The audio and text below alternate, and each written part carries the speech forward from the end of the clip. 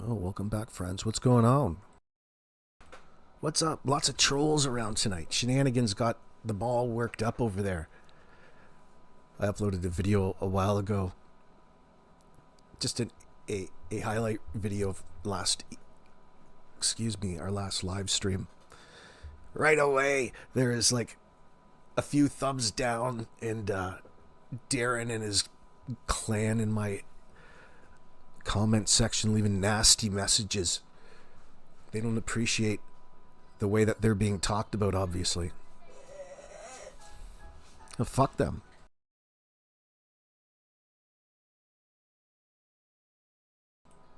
You should mind what it is that you say over there. Nobody has to believe a word that these idiots have to say, especially when it's supposed to be in place of some sort of answer, some sort of relevant response to the question of where are Jack and Lily Sullivan? What did you do with them?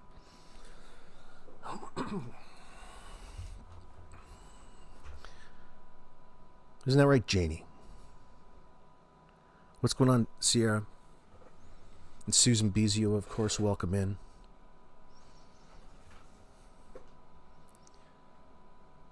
Who's all here? Let me scroll up, say hello. Hello, Christine. Cindy Clark, welcome in. Way back to Jerry Lynn in the beginning. What's up? What's up? Jane Vanderbeck sending love and light our way. Oh, we appreciate that. Old Derwood has turned on Daniel Kelly. OG's saying in my chat, no, I don't believe that's actually true. What he's doing is trying to manipulate a greater audience into fooling your senses, into taking what it is that he has to say to heart, because he's ready to come out with some more whoppers. He's ready to keep on disinforming. He's ready to keep on manipulating like he's somebody in this situation. Why is he associated again? Oh, Shannon, I'm so mad about Shenanigans talking about me and all of the crap that's come out of my mouth. Listen, asshole, you're the one who puts yourself out there to be ridiculed and criticized. And you can't handle it. What a baby. What a pussy. That you've got to go around and turn and threaten women to stay silent so nobody can hear them contradict or talk or speak to what it is that you're out there saying. Oh, so important. What an idiot. That's how we know that you're fucking worth shit talking, Darren. And we make money talking shit. You don't make any money talking shit about yourself.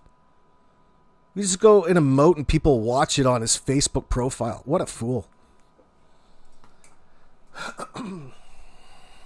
Nobody fucking cares about how you feel about old Danny Boy at this point in time. Go take a look at his Facebook profile like Shenanigans did earlier. He's an ally. Just like Kent's an ally and a worthless piece of shit.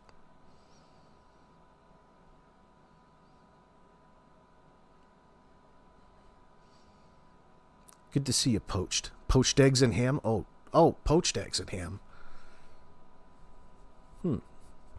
Interesting combination. Oh, shit. What's going on, Silver Gold Guitars? I'm eating my cheesecake and you show up, AB. Oh, yeah? Did you make your own cheesecake? What sort of cheesecake? I do like cheesecake. It's pretty good. I don't know a person who doesn't like cheesecake. There'll be somebody out there, though. Might be too sweet. Maybe they had another with old Lobster Claws Corbett. Old Lobster Claws Corbett. I was laughing to myself thinking up funny names now that we know that this Chance Lays and Derwood and Jordan and Kent, they're all in this band, probably together. This loose band. Oh, they're just into music. Just fantastic. I want to hear what they sound like. Just a reason to get together and stovepipe. They're tweakers.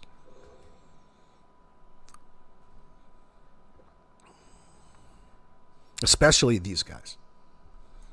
This is what our Eastern music has gotten to. Used to be a cherished thing in Canada, but not anymore. Not ever since Kent fucked up their performance at the Lobster Festival back in 2020. They're going to open it up and headline it. We're going to rock the Lobster Festival. Fuck that up. They're going to rock it like Corey Feldman.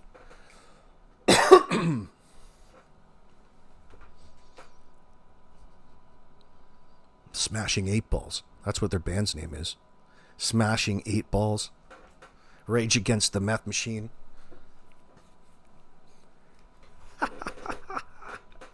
Oh shit. Tom Lou, what's going on? Welcome in. Watching them from Florida, Princess Pillow 3575. Well, it takes all kinds. There's certainly an interesting bunch to watch. Anytime that you have individuals like this lying to this degree, it's worth stopping what you're doing and coming over and having a look. By the way, there's 2 children. They've had birthdays since, aged 4 and 6 at the time of their disappearance, that are still missing. But there's all kinds of people lying. And that would be the individuals to last see these children alive who claim and need you and beg you and want you to believe that they're not lying to you. And you have to believe this nonsensical, self-centric story about them drifting in and out of sleep and not being cognizant. Well, that's a little gray, isn't it?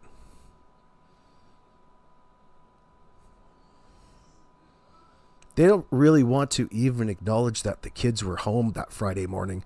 Otherwise, it would tie them into a more lengthier conversation. They really fucked up with this story. They really messed up. You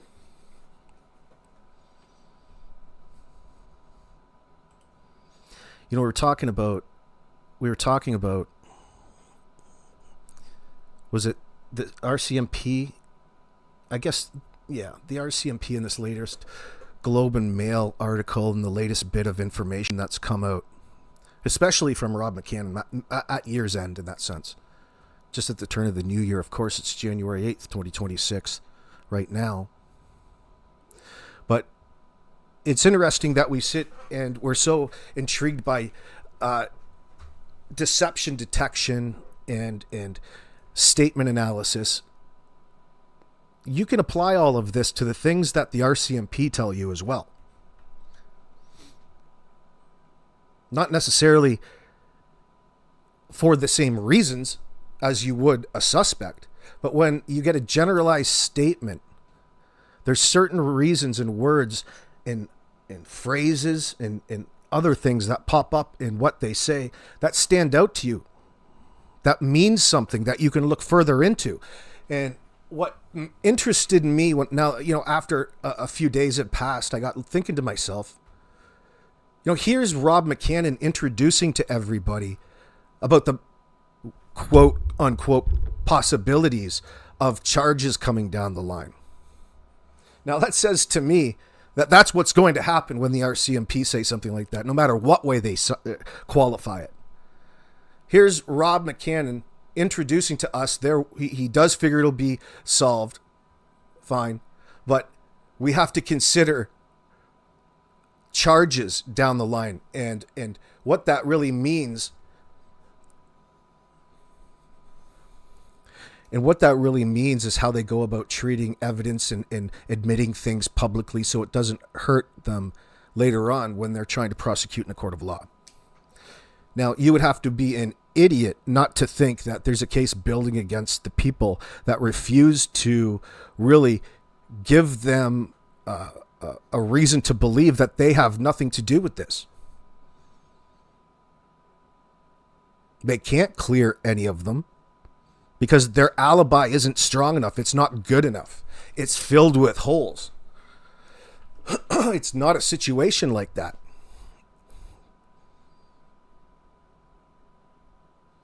Although old Danny is canvassing around and has been for months now about his innocence. And every time he gets the old microphone, he's got to talk all about just how innocent he is and how really the investigation is centric around that.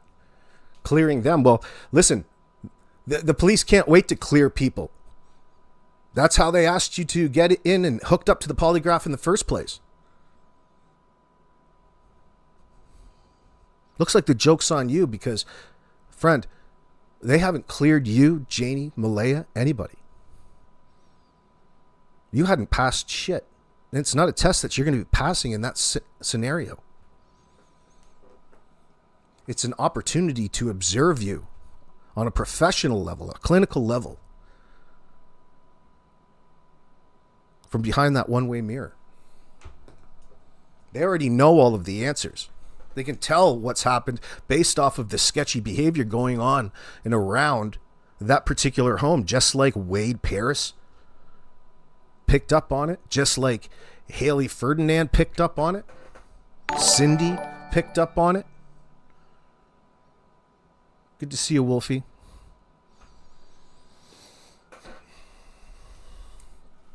So here we have Rob McCammon. I believe that's pronunciation of his name. I forget. But he's working with the Major Crimes Unit in Nova Scotia. And he's down with all of this stuff. Statement analysis, etc., etc. Listen, he's telling us, really, that they're planning on pressing charges in the future in this case. And it's going to take some more time. That's the two primary takeaways. And I'm pretty sure I know who those charges aren't. Welcome, Dinosaur.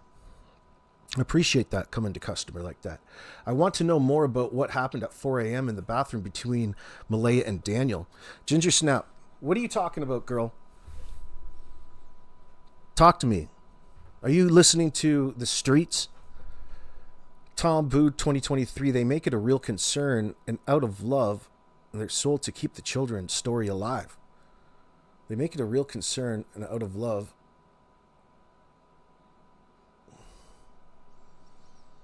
Yeah, I don't know where you're going with that. We want the charges to be 100% stick, and that sets Dragonfly Love. Yeah, there's all kinds of reasons, and he's really explaining the process and the reasons why. Again, you could pretty much say that in front of every time you're in front of the camera. But he's the one. This is the intent. He's the one who's introducing the possibility, and that's just a generalized qualifier right there. Listen, he's saying and talking and speaking to charges coming in the future. Daniel, who do you think those charges are going to be against? How many of them do you think that there are going to be? There's going to be. The file on Danny is going to be so thick. It's going to be ridiculous. There's going to be a big thick one there on Janie and a big old thick one there on Malaya.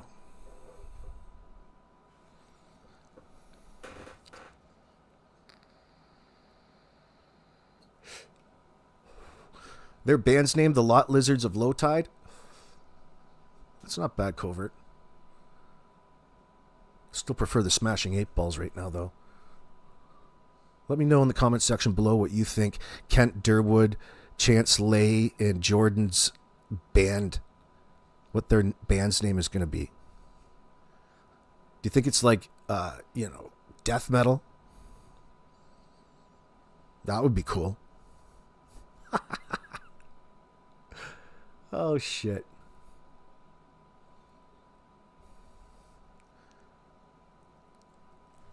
Rex, you're not allowed to be in here, son. Everybody that, just for the sake of now that you're in here, see this Stagecraft Productions. For those of you in my members only, you'll see some little clips that have been uploading as of late, and it's starring the Stagecraft Productions dude. Now, yes, he is a sex offender, a registered sex offender, absolutely. And he is a danger to his community, and he has me blocked too, and I've been asking him for weeks to unblock me so he could talk to me like a man, but he's been avoiding myself, Navin Johnson, and other people that are trying to straighten out this $22 million lawsuit that's completely frivolous he has in front of the courts right now. I'm going to have to hide you on this channel, Rex. You can get unhidden by banning all of my accounts and Navin Johnson's. And that way you can at least speak to us face by face, or face to face, excuse me. Now, back to regularly scheduled programming. That's that guy.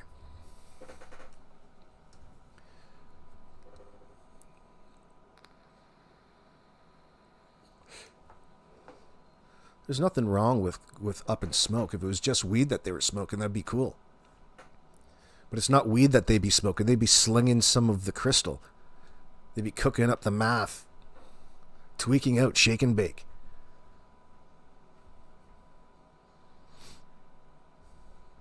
So it's certainly not any of the chronic.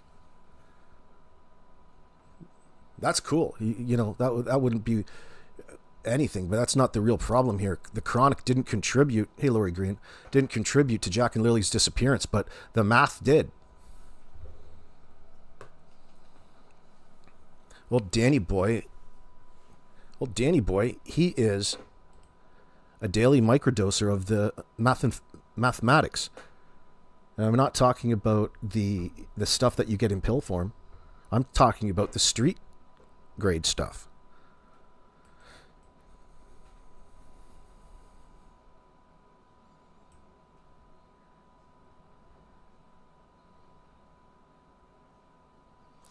Staff Sergeant McCammon said police interviewed a social worker involved with Jack and Lily and others with valuable information about the children's circumstances. Now, guess what? That is relevant to all of the information in here because it's speaking to what Sergeant McCammon says in his interview about charges coming down the line. And you can see the case in which is being built against Daniel. Daniel is going to be made out to look like the scoundrel, abusive, tweaked out stepdad in this circumstance. He was taking that role, and we have to call him that because he claims himself to be that. He was no kind of father figure in the children's lives, that's for sure. He hated the kids. And that's well known within the circle of the family.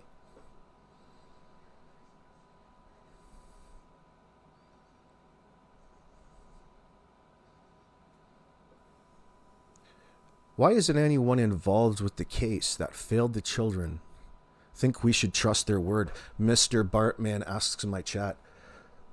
Because they're guilty and that's all they have and they're desperate. Please, oh please, oh please. Will you believe me? I'm not here to lie to you guys. If you're in a position where you have to beg for the people that are listening to you to believe you, you're probably guilty as fuck. There's always exceptions, but this isn't one of them.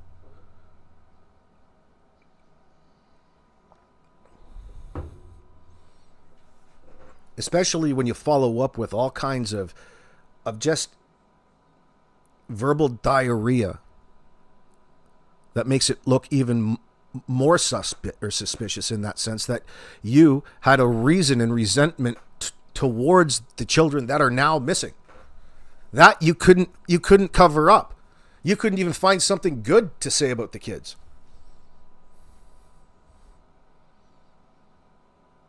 You never liked Malaya, Janie, since the day that you met her. That means you didn't like the kids either.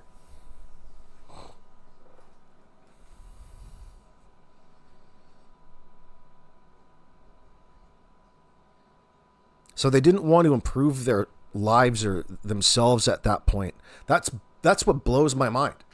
Like, you've got a house with 3 kids and 2 adults. And the only thing that you want to do is get high. You don't want to go out and get ahead and make some money in that sense. Build your lives together.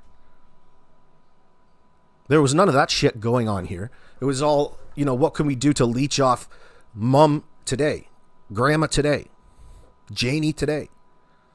We got that bitch out in the RV. How long is this going to last? She never liked them. She moved out to the RV, just what she wants to do. Carol Johansson, it's very generous of you. Thank you, darling.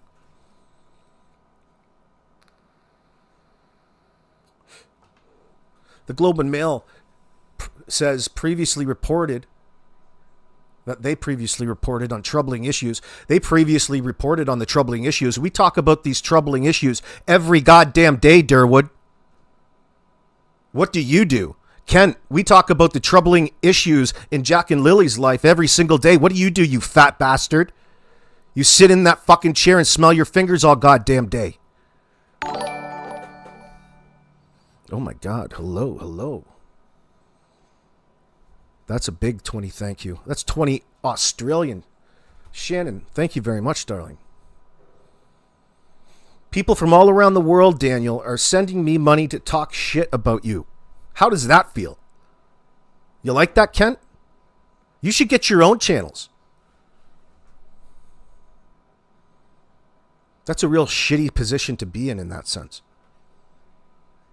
In that, I withhold, I hold back a little bit sometimes because I don't want to pile on them. But it's hard not to talk shit on them.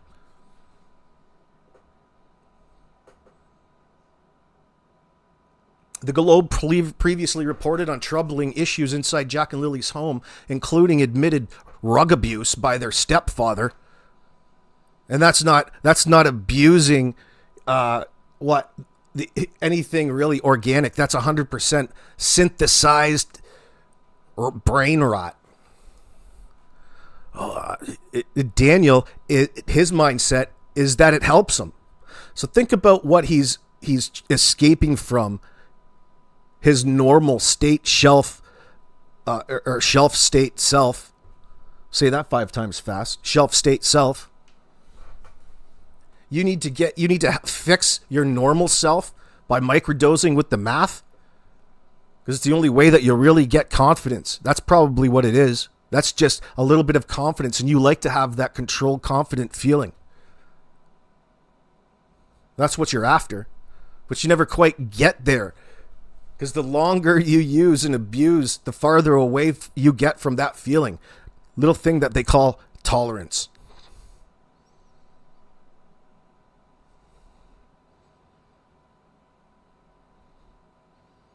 Well, Danny's probably shooting up the crystal in his artery underneath his throat. That's really hardcore.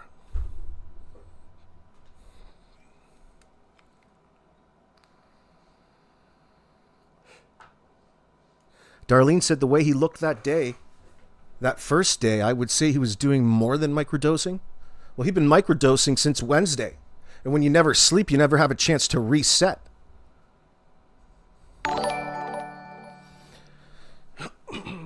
So whatever tear that they got onto, whatever little... Fuck, you don't have to have a party. It's a party every day when you're tweaking out, dude. The party never stops. Party doesn't have to include formal invitations to come over to fucking Daniel's house. The party never stops there. There's a party every time he gets re-upped with that crystal math. She's Hazard. Thank you very much. Get wrecked, Dirtwoods. Thank you very much.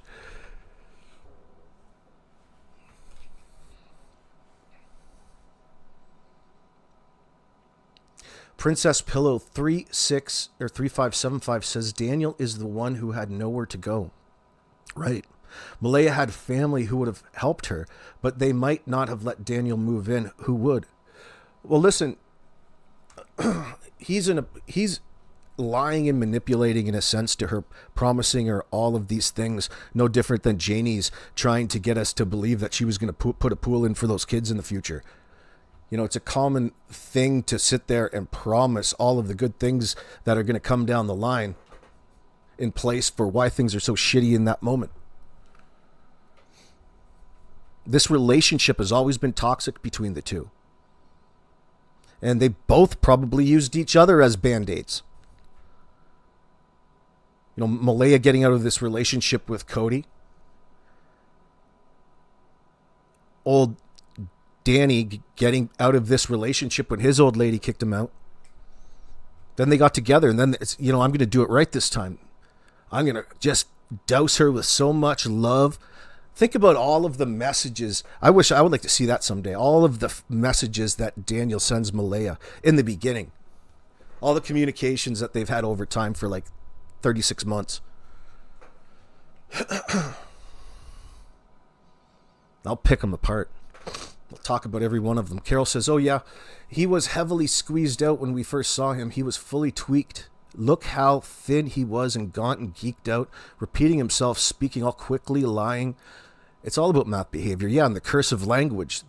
There's no pauses between words. Believe me. You believe me. Believe me. Why has Derwood changed his tune? So he can fit in amongst people a lot better.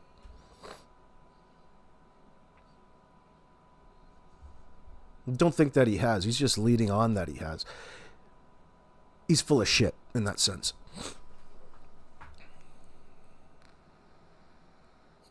It's an attempt to rebuild or establish some sort of base of trust with a bunch of strangers when it comes to this case, so people, and he's more able to get his message across to a greater amount of people. It's far too late for that asshole.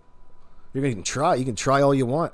This asshole's telling everybody to let the RCMP do what they need to do in order to bring this case to some sort of resolution. Yet Derwood can't fucking stop but inserting himself with spreading all kinds of disinformation. You just don't get by that. You don't get past that, fuckface.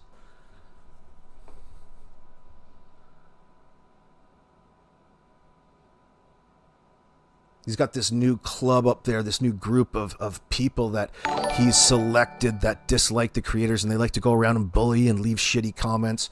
Fuck. Dude, again, there's another 10 fucking pounds coming in from across the pond. Jane Tyner says, caught both your lives today, and it's hard. So I listened to all your replay. I just want the 3 main ones in the slammer than the ones that covered for me. Okay. I appreciate that, Jane. We're talking shit about you, Derwood. Stocks up. They all played their own violin. Man, they have to live with what's coming soon. Right. Exactly. I would expect that Derwood is playing ahead of the game because he genuinely knows what's happened. He's not that stupid. He's not stupid enough to keep out of this. But there's a reason why he's associated with all of this. We're going to figure that out. Each day we get that much closer.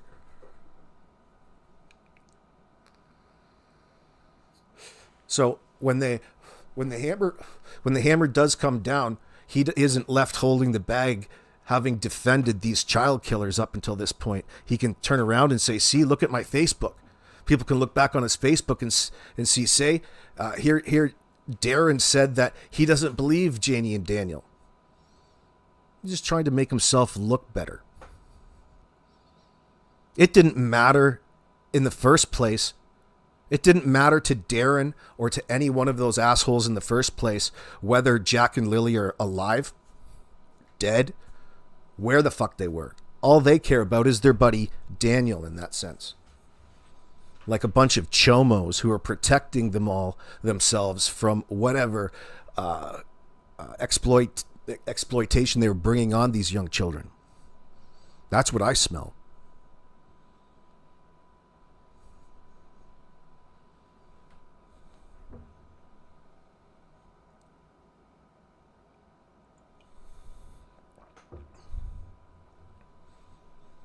The fact that you want to position yourself at all times, no matter what it is that you say, of being in a position of knowing more than everybody else as to what happened, it paints yourself as a suspect no matter what it is that you're saying. You can't change that, derp. Fucking booze nose.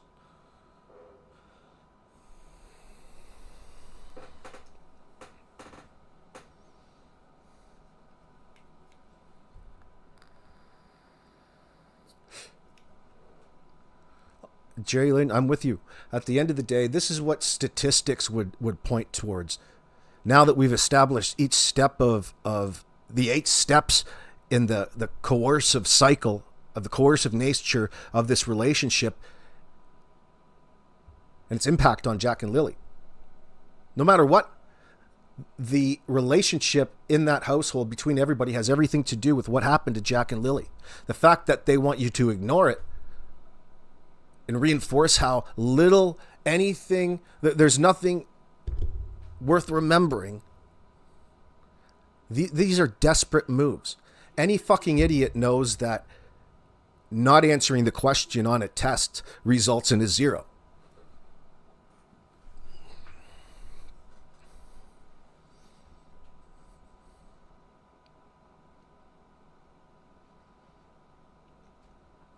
They think they covered their tracks, but they will slip.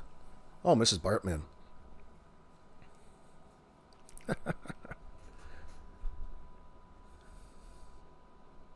Derwood plays that old skin flute. Yeah, he does. He plays other guys. He probably plays everybody. He plays Daniel's skin flute, too. Keeps that in tune. Gives him a mustache ride. At the end of the day, I sadly think Daniel... Yes, I saw that one. Hold on. MB was no delicate broken flower, stealing from grandma. Wade's allegations about the filth she lived in removed her app because she would, quote, no longer need it. She knew that they weren't coming home. Julie, yeah, they know that she wasn't coming home. She knew that the kids weren't coming home. She misled the public, and she's satisfied with that. She told the world a lie, no matter for what reason, and she's satisfied with staying silent with that lie until police figure it out some other way. So that's the way I see it. That's the way that it's left. You know, you can fantasize over her going in and being updated and having great conversations. Listen, she lied to the world, and she's shut up. That's what's obvious. They're going to have to do this the hard way, but it's going to be fucking entertaining. It's going to be entertaining to watch them fall apart under hard questioning at the point in which they don't expect them to ever walk out because they already know the answers.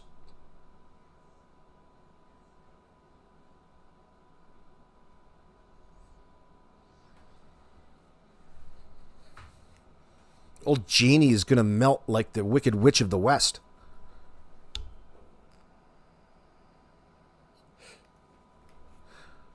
You want to hear a little Wade? I just said they're on vacation. Yeah. These 4. I saw them the whole time, man. It's everywhere on the They're Facebook, all on the lying, YouTube. the lies all on it. But I don't know how they got these videos. They put them on the thing. Yeah. And they asked. You know, like They said you have the kids.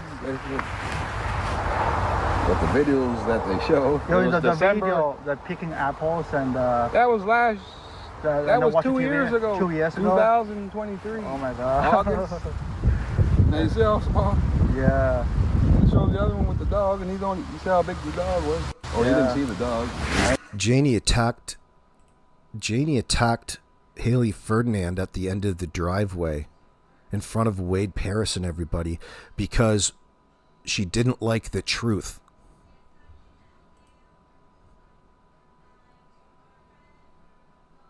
You don't attack somebody. You don't go and react in the most extreme manner when somebody just makes up something out of left field that never occurred to you before. No. You attacked her because she hit the nail right on the head the first day. And Janie couldn't fucking handle it. She's that invested at that point in time. This big now, but the thing is, it's December 2024, this before Christmas, when they're sitting on the sofa. You wouldn't take no kid. How about the police? The police update any news about the 2 deaths? You never really heard nothing. Never heard anything? They don't say too much. Oh. It's only that boy that did it. I still say. Well, I like this question. Where is this? What is the best case scenario, says Princess Pillow? What is the best case scenario in her mind, I wonder? She has to live with this for the rest of her life. Under the lamp forever, guilt-ridden. Think about how her reaction is. Think about how her reaction is and how misaligned it is from a person going through and who has been naturally victimized. When when you come across somebody who's really been victimized, it's so difficult to even come up here and speak about it because you don't want to throw any disrespect towards an individual like that. Like, holy mackerel, it's hard to watch. It's so emotionally driven. Okay? And here we have two beautiful children who they don't want to commit linguistically to saying what they think happened to Jack and Lily other than putting the blame back onto the kids. But there is absolutely no emotion attached to what it is that they want you to believe happened to the kids. It's like, well, something happened to the kids. It's not our fault. We're completely separated from it. It's all Malaya's fault. Hope you find them. No, you're acting like suspects. You're acting like suspects because you are suspects in all of this. And there's nothing you can do about that to change. No matter how many people that you fool. You haven't fooled the RCMP. They know exactly who's responsible, and it's just a matter of time before they're ready to present and proceed with what it is that they need to do. Hopefully that's a SWAT takedown. Hopefully they come in there. Hopefully they come in there and just fucking roll right over that camper. In a way to open it up. There's no kids on the premises. We'll put on the battering ram in the front of this huge ass steel man carrier.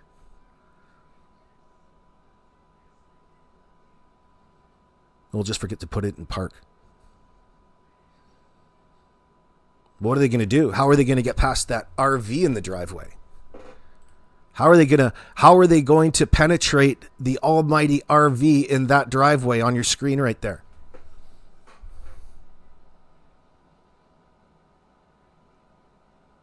Oh yeah, this is where I live, Janie says. This is where I live.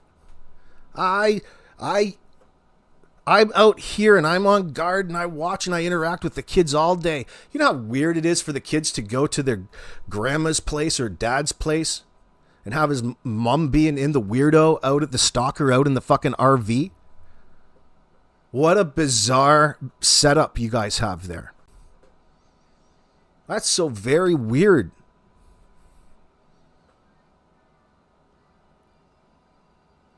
And you're lying about it. I'm surprised that they told the truth to an extent. And Janie just saying that she's out there because she couldn't handle the kids or Malaya.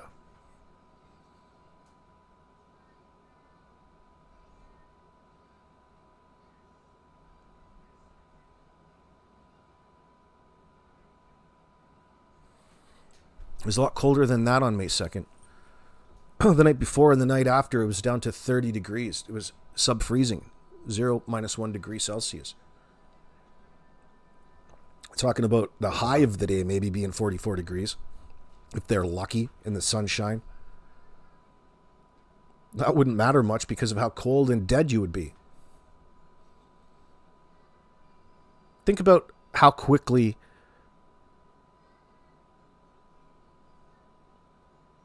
"15 minutes, hypothermia starts to take hold." We're talking about miniature children here, or mini adults, little kids, 4 and 6. We're not even entertaining the fact that they voluntarily walked out that door with just their boots on.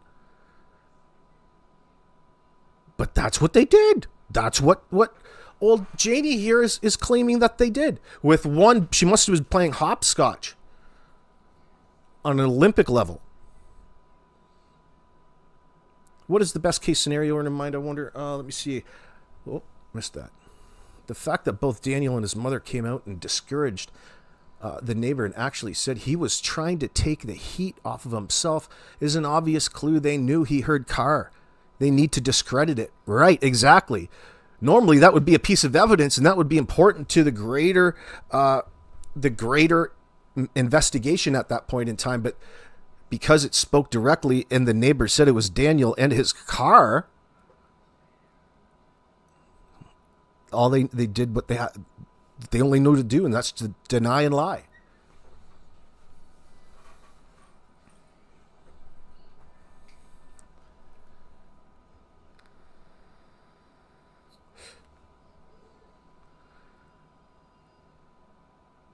Janie, hugging demon, says that you're an ogre and you deserve a cave. She'll have to fight the bear for it, though. Poor babies having to get yelled at all the time by that voice. There's another thing that she brought up.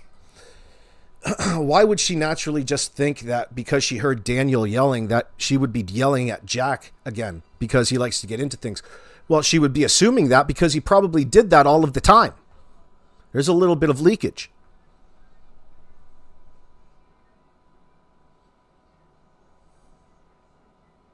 I can't get enough of this Janie interview and these Janie statements because she's so bad. Why couldn't she just say what Daniel wanted her to say and shut up? Is she more involved with the incident that brought the fate of Jack and Lily than we like to think? Quite possibly.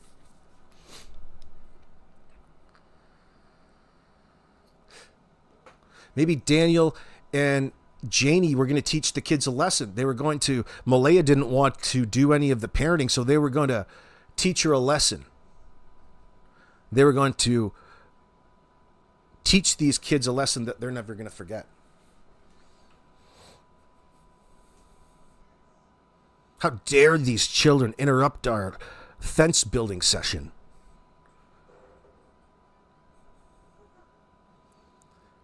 Carol says, let's face it, what could the neighbor actually have been trying to take the heat off of himself for exactly? That he would lie about 2 missing children. Yeah, in the moment where he really doesn't know what the hell's going on other than the children, or they're looking for kids. He doesn't know what the hell's going on. Whatever it is, I heard them, and I love that. That's a great thing that happened that Bradley did, and he probably didn't even mean to do it. But I'm glad how he's standing up for himself. Well, to him at this point, knowing how blatantly they're lying, being the one who knows the information that he gave police being true, he can see exactly how guilty these sons of bitches are.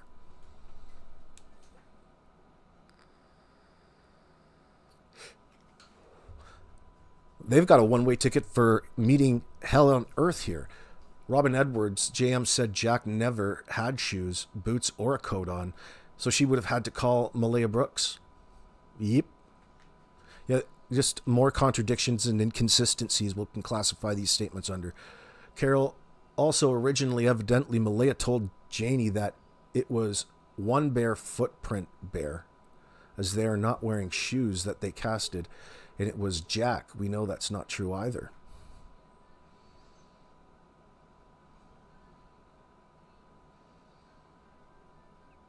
Well, the fact that she has all of these reasons, Amy, are you okay, says, if she didn't think DM was shouting at the kids wasn't urgent, it's certainly a normal occurrence. Well, she's got an answer for everything, just like Daniel in all of this. Good to see you, sweet tea. Like, she has to get the CBC over and let the world know exactly why it was that she was crying that particular day. Think about how fucked up that is. How narcissistic that is of you.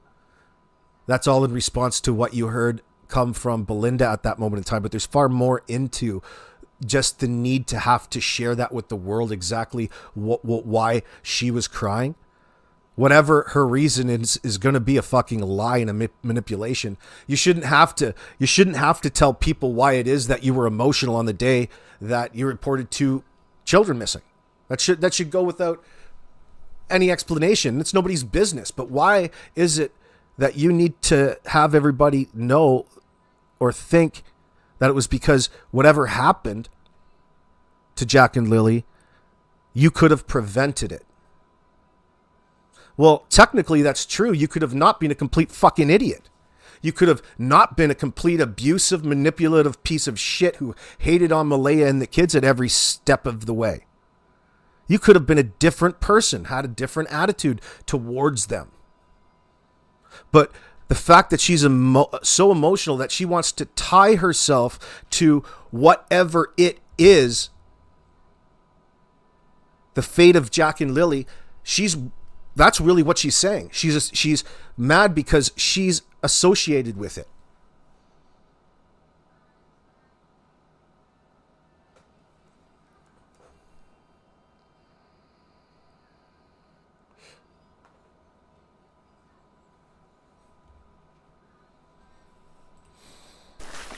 There was a bench sitting here, or a sawhorse, it's over there, was sitting here. I was sitting on it, bawling my eyes out. I was crying because I blame myself for not getting up that morning to see the kids. Because if I would have got up, this wouldn't have never happened. Okay? That's why I was crying. We've heard a lot about the patio. Boy, that's clear as mud. Why isn't you can't communicate any sort of point throughout this entire interview? Anybody pick up on that? There's not a clear conversation from this woman. In fact, it's quite the obvious. Or the opposite, excuse me. Tom Liu was saying, you're talking about Malaya being in the hospital? She must be trying to get access to say she wasn't in her right mind. I would say she's probably in that fucking hospital because the RCMP are asking her questions.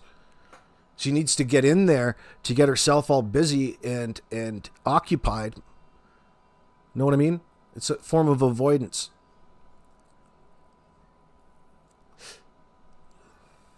But it's not going to work. It's a form of drawing things out just like she's doing right now. Malaya has it in her power to bring all of this to an end. All of it. And she refuses to.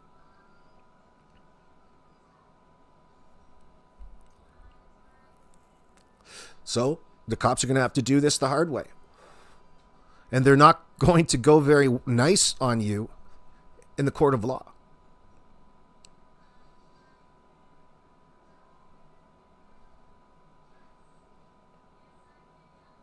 What kind of fucking morons clinch on to thinking that the kids that were just in their home moments ago are somehow still magically alive out there somewhere? You're the assholes who called RCMP with the emergency.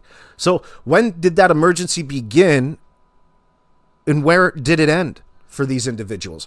It's not our emergency. It's your emergency.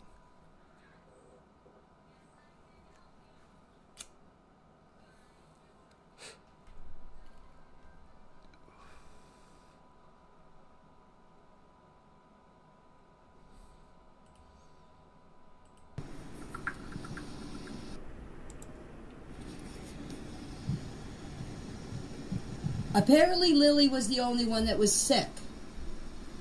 I think the reason why Jack didn't go to school is because I didn't think I don't think she wanted Jack to go to school by herself. That's my opinion.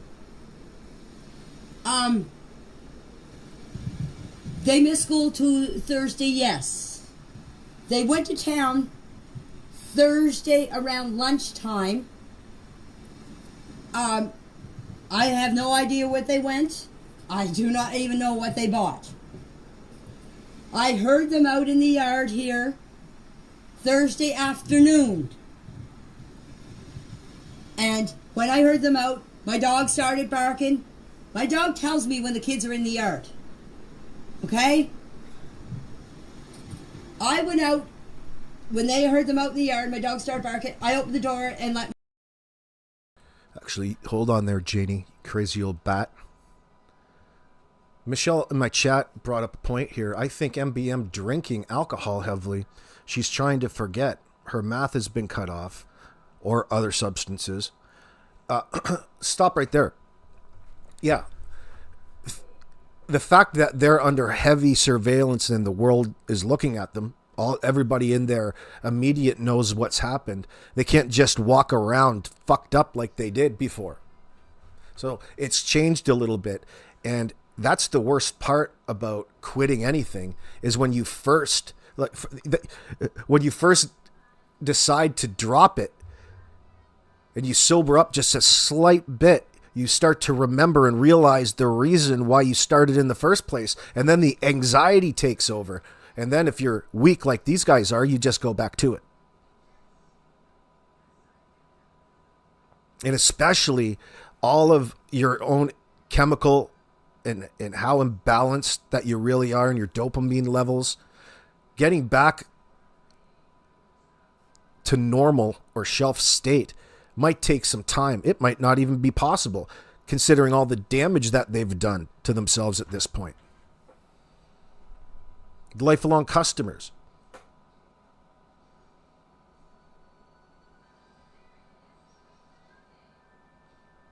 Michelle says, I think MBM drinking alcohol heavily. She's trying to forget her math has been cut off. Reality is setting in. That's the key statement right there. Reality setting in. She can't run. She can't run away. And I see a lot of her issues were from being an treated addict. Yeah. She's going to have to get a hold of that probably right away. But look who she's hanging around. Like, she's got no real guidance in that set. She's developed a poor relationship with Cindy, but yet dependent. Still a young girl. She's just matured. 27, 28. Malaya was even so vague in her call to the RCMP. She said the children may have left the property. Yeah, may have left the property. Yeah, and they're known to wander. She's contradicted her own self. And that they have possible autism. Tells me that I'd love to talk to the CAS woman, because that was probably a real factor in the conversation or whatever the issues back in December were.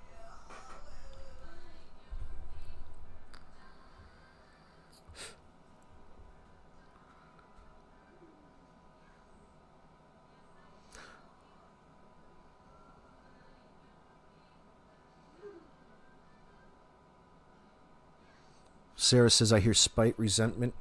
Oh, yeah, you can. It just pours out of her. The whole topic is off-putting. Do you know why? Because her existence is in that goddamn RV, and the whole reason she's in this nasty RV that she has to lie to herself and everybody else that she's enjoying is because of Malaya, not because of Daniel. She's got her own reasons, right? So the way she can't lie to people about the way that she talks about the situation, even in a generalized manner. She's a real piece of work.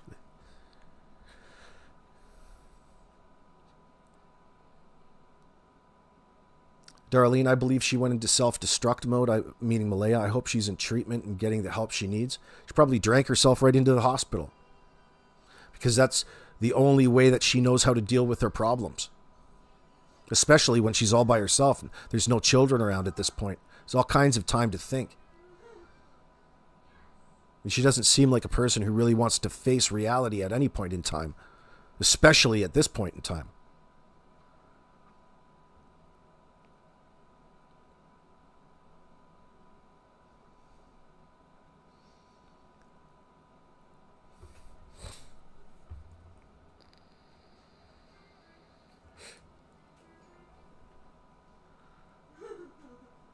Yeah, Carol.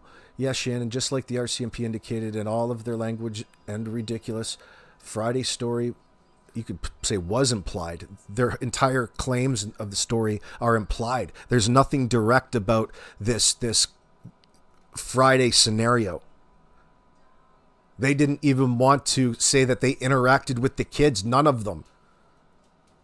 So that would automatically mean that they really didn't interact or deal with the children since Thursday. At what time? They don't even want to, and when you ask them, they don't want to speak about it.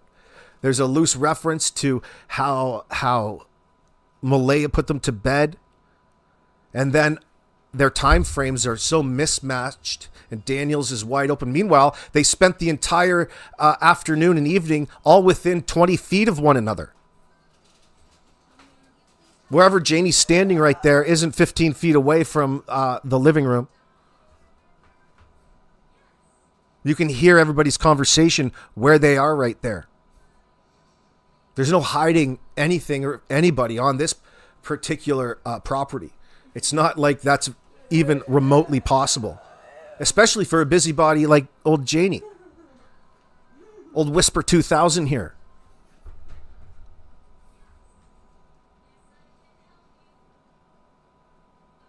Yeah, Shannon, I'm with you. I'm with you in that line of thinking. I just, in that sense, want more evidence before I start speaking in depth about it. because I don't want to make that jump for people. I'd rather the evidence already be out there and then have a reason to talk about it. But you can talk about it up to the point, because considering how everybody in this particular little group of Janie, Darren, Daniel, and Kent act, especially from the public perspective, are identical to how Chomos act and behave for the exact same reasons. Well, I think old Kent has a whole collection of CP somewhere. Darren's a connoisseur of it.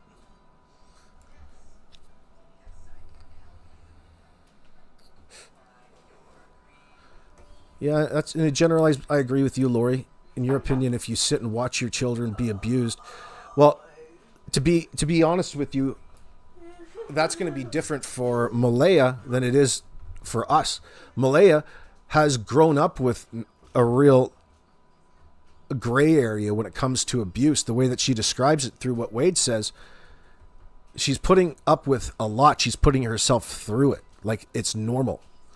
Tells me that it's probably been normalized throughout her house, or throughout her life to a degree.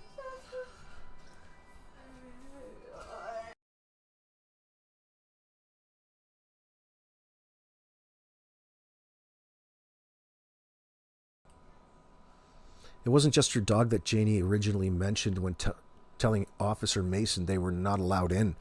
She did not want them in her cupboard, which she now denies having. What the hell? Well, she's got a glass dick in there too. I would have to think that initial reaction has got to be drug related, because old Janie herself partakes. That's my suspicion at this point. And that's really based off of how irrational and erratic she is when she behaves.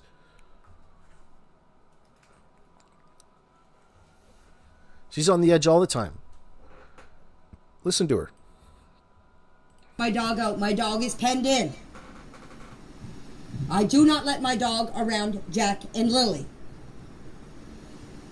From what I hear through the grapevine, Jack and Lily have not been around animals. When they first came here, I tried to introduce my dog to Jack and Lily, and Lily started to scream because my dog was near her. Ever since that, I've kept my dog away from the kids, Jack and Lily. Thursday, when I opened up the door, Jack and Lily were right beside the playhouse looking for worms under a board. Jack said to me, "Look, Granny, I found a worm. I found a centipede." I said, "Good boy, you keep looking." That's when I went over in my front of my RV and started raking the gravel for the swimming pool. Because I was waiting for Daniel to find his tools so he could help me put the top board up on the fence so I could put the boards up, because I couldn't hold one end. None of what she's saying right here makes any fucking sense. We go from a salamander to Daniel trying to find his tools to it having something to do with raking a pool that's not there yet, putting a top board on a fence that, honey, this isn't the fucking Great Pyramids of Giza, dear. The board's so light you could work with it yourself if you wanted to. And what are you doing working on a fence at that point in time anyway? Shouldn't you be getting ready for dinner? Who's feeding the kids, I wonder? Think about how she just, weaved this little tale together right there in that one sentence. Jesus. Holy mackerel. ADD much? She jumped around like she's tweaking herself.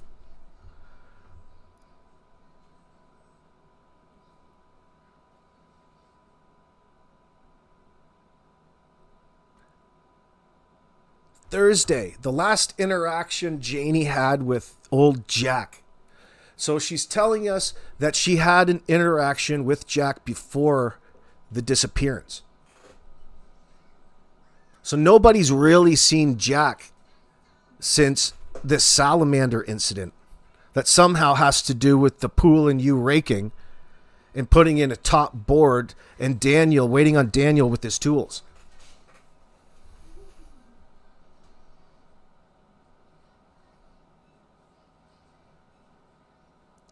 I think we got our weak spot, Sergeant. This is where you want to go in and start really fucking questioning them hard. Get him tripped up over this fucking in-depth story that they had with this fence. They always love to refer to this fence whenever they need in this sense. It's always being built. It's always being painted. The place looks like a fucking dump. Looks like fucking Tweaker Geographic, a cover of. And you're wanting us to believe it's you out there making and beautifying and decorating your home. No, it's a bunch of tweakers tweaking is what it is. Tweakers love to tweak to wood. That's a thing. Okay? Tweakers and wood are a thing.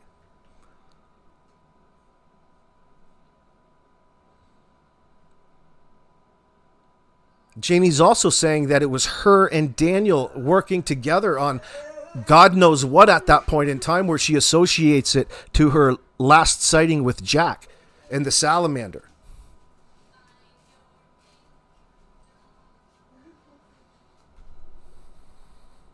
And nail the other end. Anybody that knows that, anybody that does carpentry knows that that's impossible to do. To get that it balanced and hold one end up and the other end drop. Fuck, you don't know anything about carpentry. Listen to old Red Green here.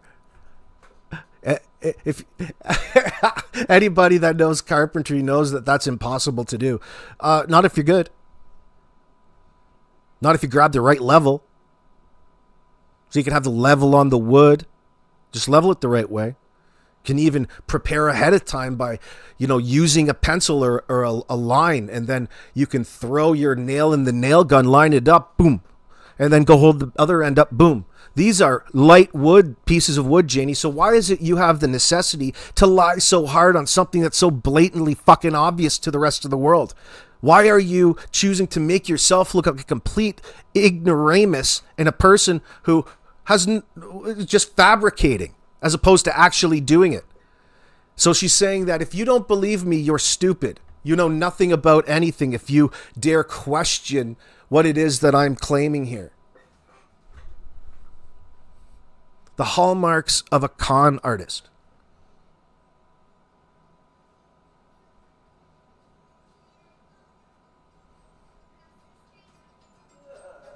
Carol says, Janie, we know the pool is absurd. The only way I think she may have considered it reasonable is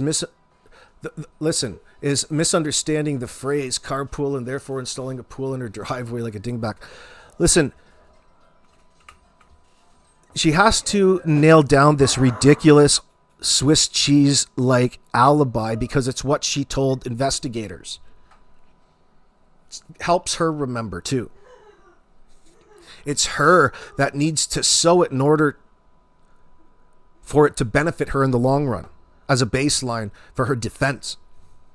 Because we all know if these people were your fucking babysitters and you came home with a date night with your wife or husband and the kids were missing and this is how your babysitters were acting, would you have a problem with it? Well, wasn't their fault. They don't know what happened. It's no different in my mind.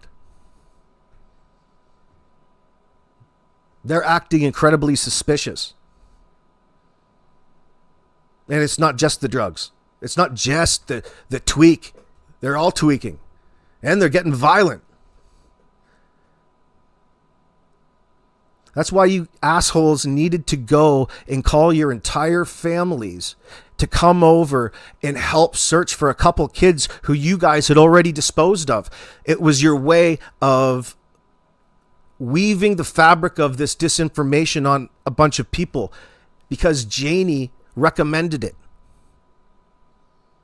She's the leader of this pack. It starts somewhere and it starts with Janie. Janie's the key piece of pressure because, again, it's not Daniel or Malaya's house. They had all kinds of financial fucking problems. Yeah, that's blatantly obvious. No more obvious to the person who owns the property, and this will Cruella DeVille here on your screen. Michelle, thank you for that super sticker, darling. $10. Wow! I appreciate that.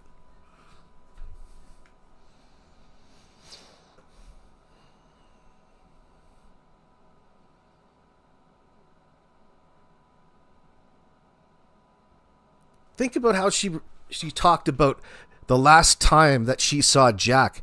You think that she could go into real specific detail about that, and how that would maybe affect you.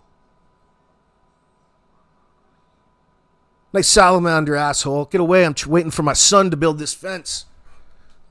It's of the utmost importance. Can you fucking imagine living in that shithole and being worried about the fence?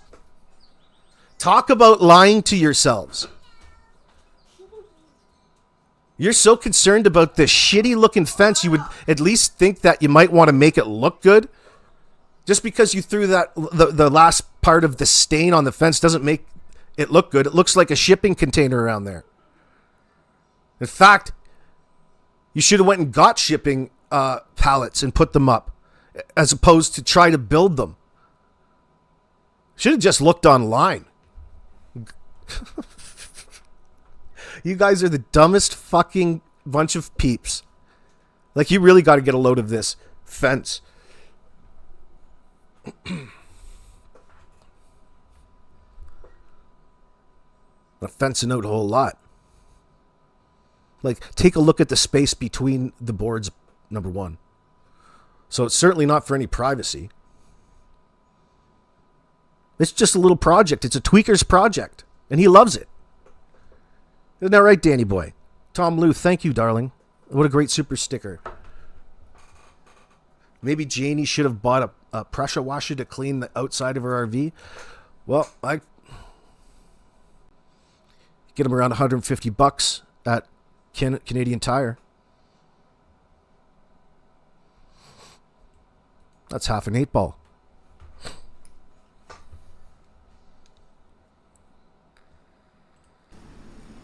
After Daniel helped me, I continued putting the boards on the fence. But there was another fence on the other side that was there before that. So I was out there doing my fence. Jack and Lily were in the backyard playing. I came in the house to have some supper. I do not know when the kids went in the house. I don't know what time they went to bed. I don't know anything of that. You know she's lying. She wants to distance herself from the scenario and the circumstances leading up to when they reported the kids lying. She'd rather have you believe her and think nothing more of it, like you're not going to still wonder what time it was. She wants you to know at that point in time that she's got no idea what time any of that happened, even though we're at this juncture of the investigation and case. You think by now that you would have had all of your times in your mind because of how you talked to Malaya, how you talked to Daniel. You might have asked questions after the fact. You might have gotten to learn a time, but no. She's so adamant about not knowing any of the times, and she's satisfied with that. Simply for the sake of trying to convince people of this absurd alibi. It's already bad enough. She doesn't need it to look any worse.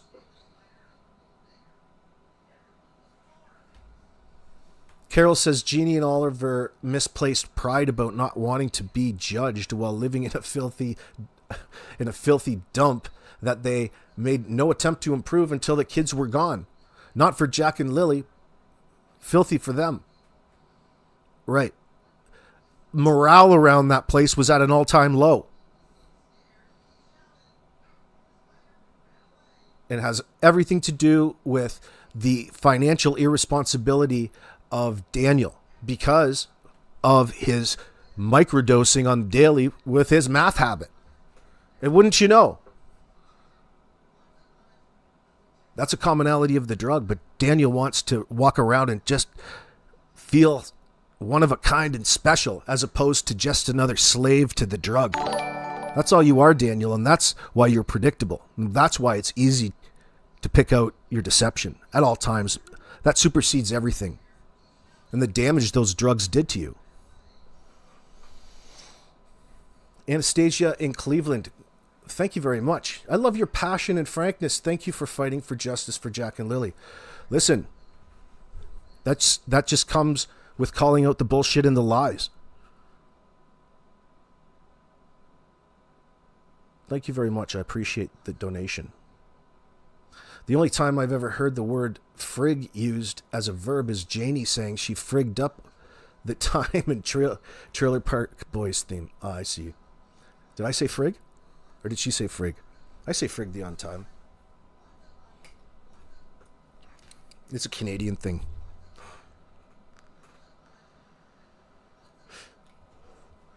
Oh, this is far beyond the Trailer Park Boys level. This has everything to do with murder. And the Trailer Park Boys aren't into crystal. These guys are into crystal, not cannabis. Janie was so focused on the raking for the pool for the kids, but couldn't dump out the water that's been sitting in the toy kitchen growing mosquitoes. The good news is you don't have to worry much about mosquitoes first thing in the spring.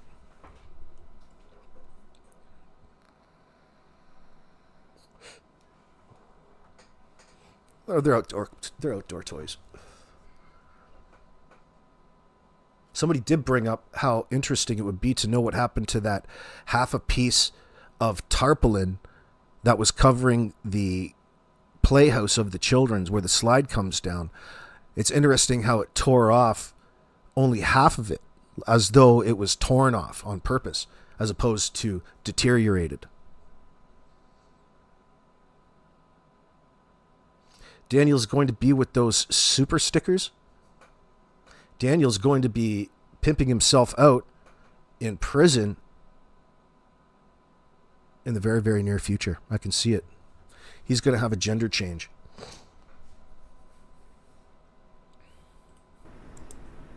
That's all I can tell you is from what I told you. My brother called me at 8:48. We talked for 2 minutes, 59 seconds. After that, I laid down. My dog barked because Lily and Jack were here where the swings are. I have a board up over my window. I did not see them because the board was closed. The reason I have a board up over my window is for the winter time to keep the draft out. No, you don't. That's something you don't have to explain. We get it. You don't need Mother Nature to rub in just how lovely it is to be outside as opposed to in that nasty old fucking RV all of the time. You think that she's bitter about, this and that around the house. Think about how nasty of a person she would be to live around, living every day in that nasty fucking RV, having to deal with her own stink. She can't even go have a good soak in a bubble bath. She can't even make herself anything good to eat. She's got to go inside that trailer. I wonder how that happens. I wonder if she just barges in or if she knocks on her own door. Oh, hey, it's Grandma. Grandma's here to take a shit. Daniel's always in the goddamn bathroom fucking smoking his crystal. So you really have got to schedule things. The place would have been a walking, ticking time bomb. People ready to go off on one another at any point in time.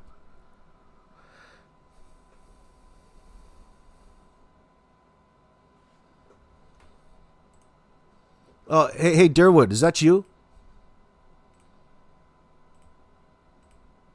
The fuck out of here.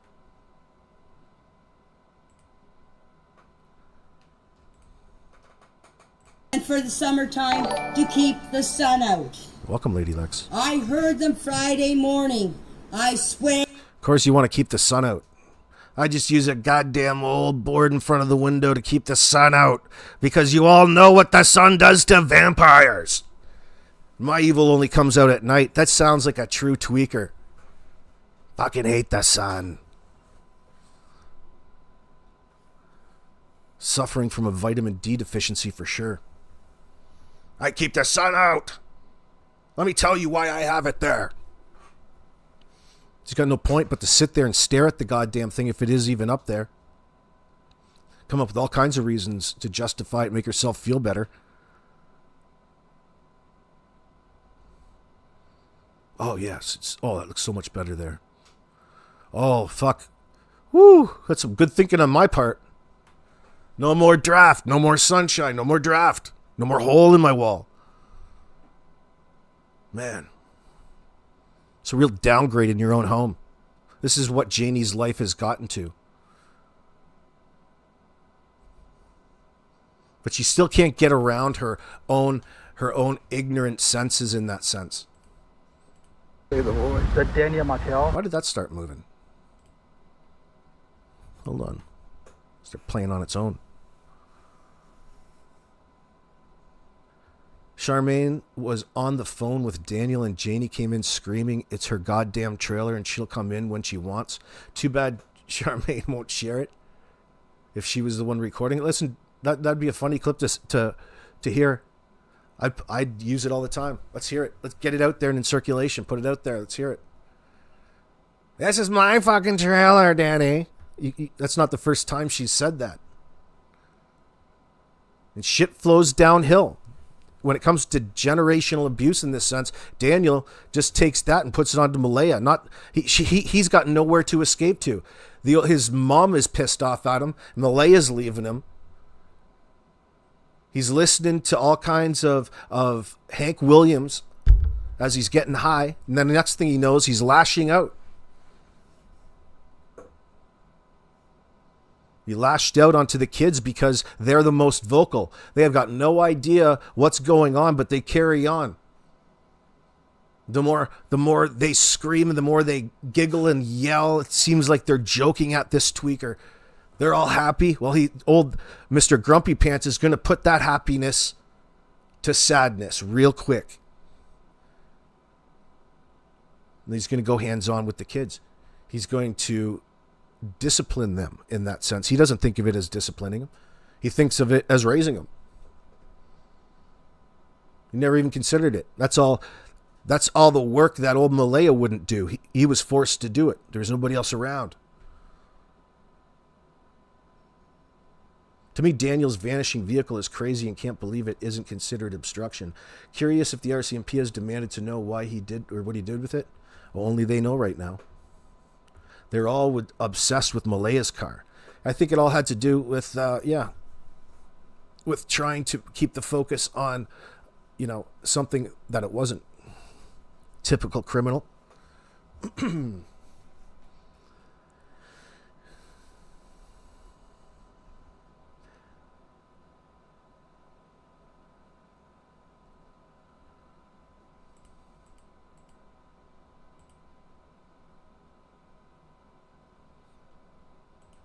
That's what it is. It's freaking me out there. Hold on. Door. Okay. Yeah, so let's go gladly. see that. Sure. So Sure, I'll put the blame back on This you is the kids right patio here. door that Jack and Lily would have. that Jack and Lily came out of.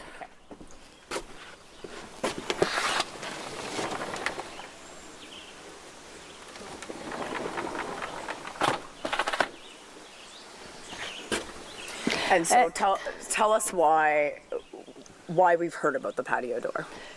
Because everybody's saying on Facebook, on YouTube, on TikTok that the patio door makes a noise. And why?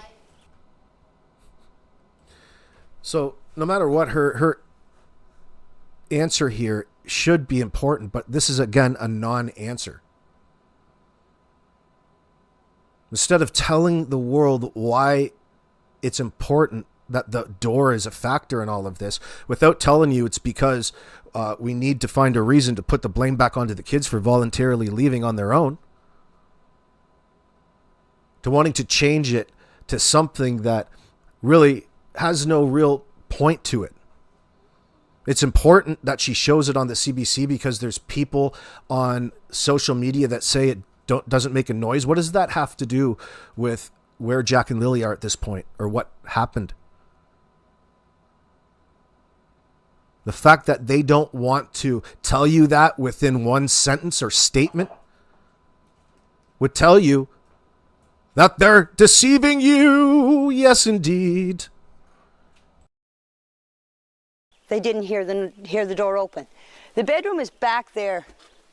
Okay? That far window. The last window is the bedroom. And so they would have come out this door. They would have come out this that door. Morning. Yes. And then they went and played on the swing set. Yes. And that's when you heard them. That's when I heard them. So if you only heard them, why is it so important that people believe exactly what happened between that and them? You didn't hear, you didn't see, you didn't interact with them. But you're adamant that this is what happened. That's a problem because you cannot explain it. And you will not explain it. You didn't explain it for the CBC. Oh, that must stick out. Just stinks. Oh, you dirty, dirty woman. What did you do to the kids, Janie?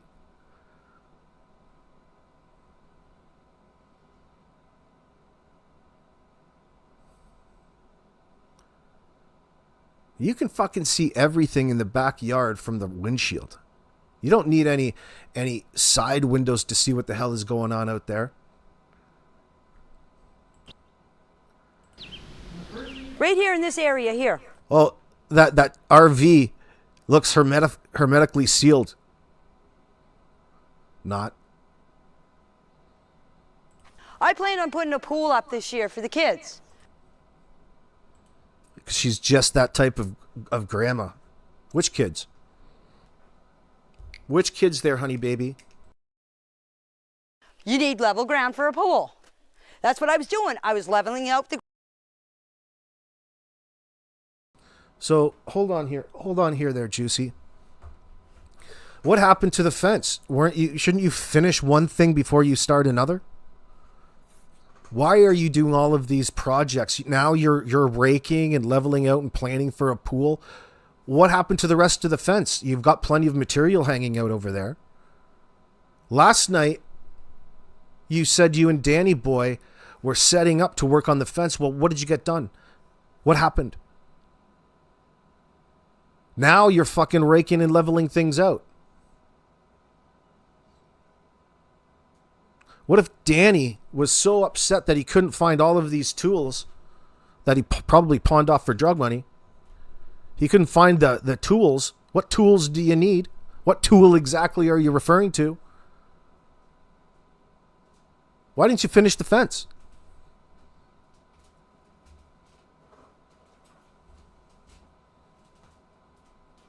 It's abandoned projects. Goes unfinished. Daniel slipped up and started to talk about parking his blue vehicle, the one that had been advertised on Facebook. I assume that he lied and said that it had been sold 2 years ago with exhaust issues. Oh yeah, I see what you're saying, Carol. That's right too. Just another thing old Danny boy slips up. God, she needs to wear a bra. Those things can poke you in the eye if you're not careful, says Wolf 316.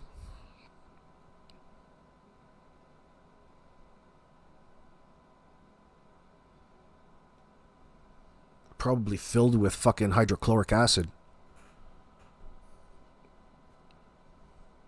The ground to set up a pool. And this is the Thursday. This is Thursday. Right. Friday, all the investigators, search and rescue and everything. Right around here was where they found the only footprint. This is where the boot. This is where I was raking that night. That's where the boot print was found. In the mud where I was raking. I thought there was two boot prints. There was supposed to be a footprint found away up on the pipeline. Right. Malaya sent me the picture of it. That's all I know. There was a footprint found. Okay. But I'm telling you, the footprint was here. The only one that they can confirm that was Lily and Jack's was right here. So it was child size. Yes, a man one of the investigators came in here and was measuring it all. Swear on a Bible. Better than that, I swear on my father's grave. I heard them Friday morning. So the kids were here Friday morning.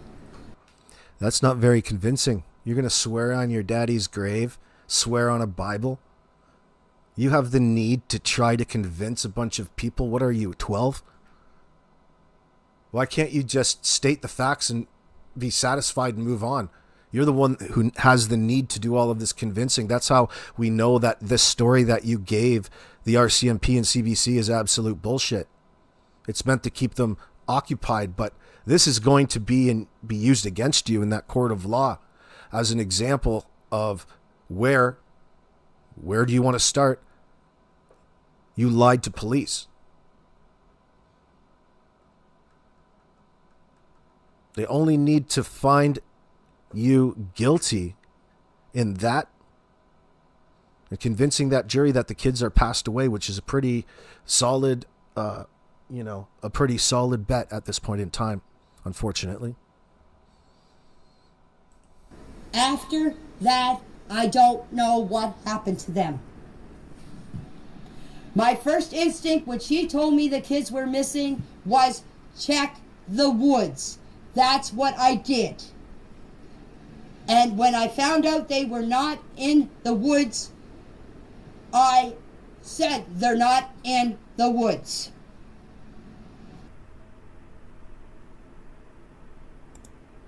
And for what she said about Jack and Lily wandering, that's a bunch of When they found out that the kids weren't in the woods, sounds to me like she knows. It's no mystery there. There's no sense of confusion there. And when they found out that the kids weren't in those woods,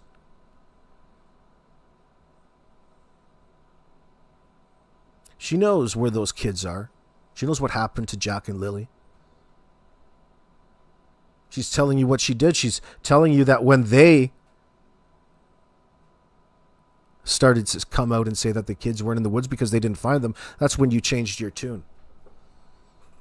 As though that's what it is that you're supposed to do, as opposed to, just react in a normal way because, heaven forbid, the worst of the worst must have just happened on your property. How can you ever live with yourself? There's 2 children that somebody must have came by and picked up, happened right here, and you're just living your best life in that shitty old trailer, worried about people slowing down. She's worried about people slowing down, taking pictures, as opposed to the person who just kidnapped and unalived 2 innocent children from her house.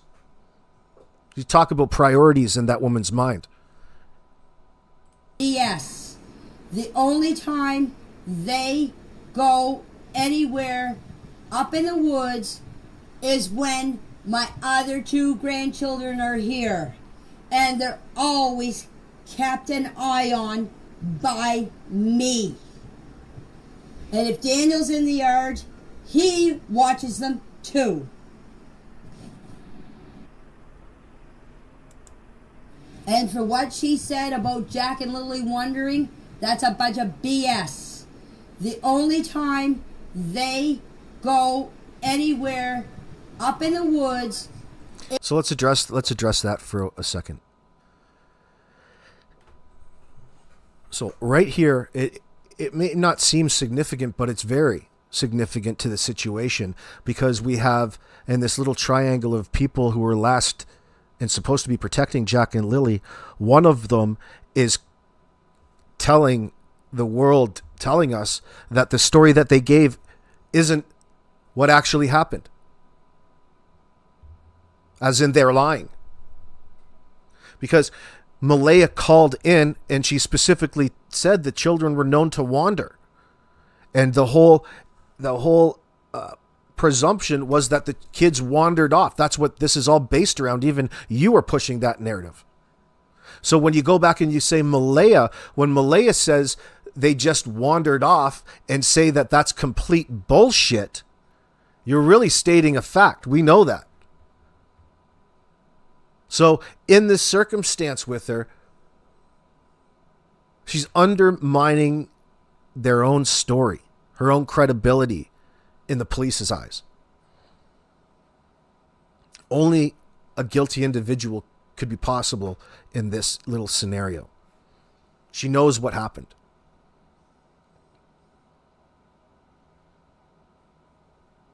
So you're pushing a narrative that keeps suggesting that the kids just wandered away, and that's why you were up there just showing us the sliding door, honey. Now you're telling us that Malaya suggesting it is complete bullshit in order to make her look bad or make her look more guilty in that moment. You're making yourself look guilty because your guys have already come out with a story that you're all pushing. Now you're going back on it and saying that it's bullshit.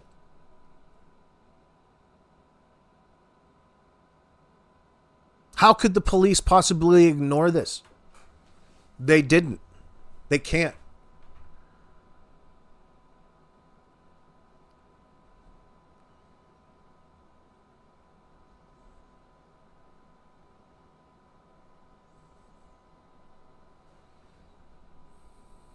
Is when my other two grandchildren are here, and they're always kept an eye on by me. And if Daniel's in the yard, he watches them too. And the kids have never wandered away or never gone in the woods by themselves in the last 2 years. Why all of a sudden would they do it Friday morning? And there's three questions I cannot answer. The first question is who would know the kids were home? And number two, who would know when they were outside? And number three, you. When I saw Malaya outside my RV, why wasn't she crying or why wasn't she hysterical if her kids went missing 20 minutes ago? And here's another thing for you to think about. I lived here for 26 years. I've raised my two boys here. I've been in this community for 60 years. I was born and raised here. My homestead is where my brother lives. So, I know the traffic on this road. After 26 years, I know the traffic on this road. Now, nobody is going to go by here and say, oh, there's two kids in the yard. Let's stop and pick them up. For number one. So now she continues to disparage and talk back what it is they want you to assume again.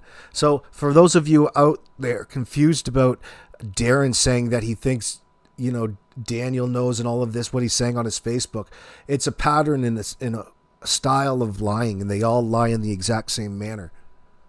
It's atypical.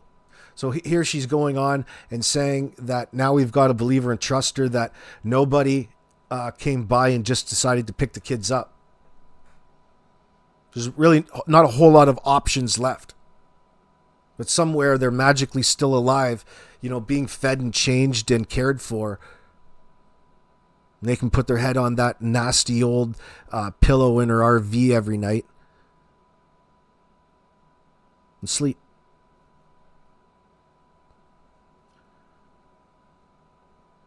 Yo, Janie, you're still hot in the spotlight, girl.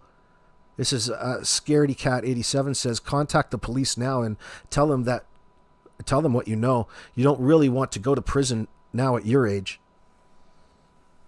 Janie's going to be the first one to crack because she's an easy egg to crack.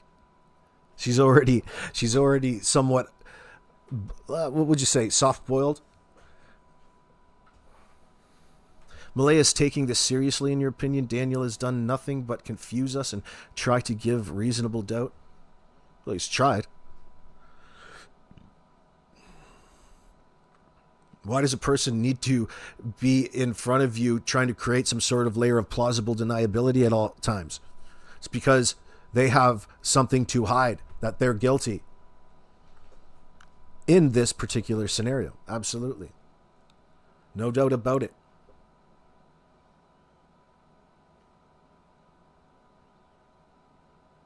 Darlene says, we know how long she's lived in that community, and according to Derwood, she has a reputation of a hussy, and don't mess with Janie, she'll blow a hole in you. Or she'll suck a golf ball through a hose, a garden hose, more like it. That's what she puts on her Craigslist profile, and the one on Plenty of Fish, probably. It's how her and Derwood probably got together. They both enjoy the stylings of Chance Lays and old Chomo Kent, lobster claws.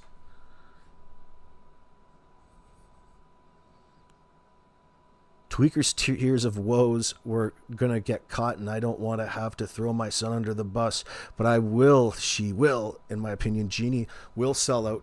Push comes to shove. They need to show her. Well, let's remember, it's not going to be up to them.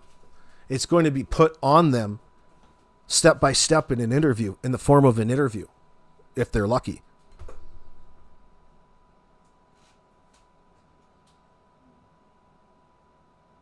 So at very least, they've really admitted to criminal negligence causing death in this circumstance.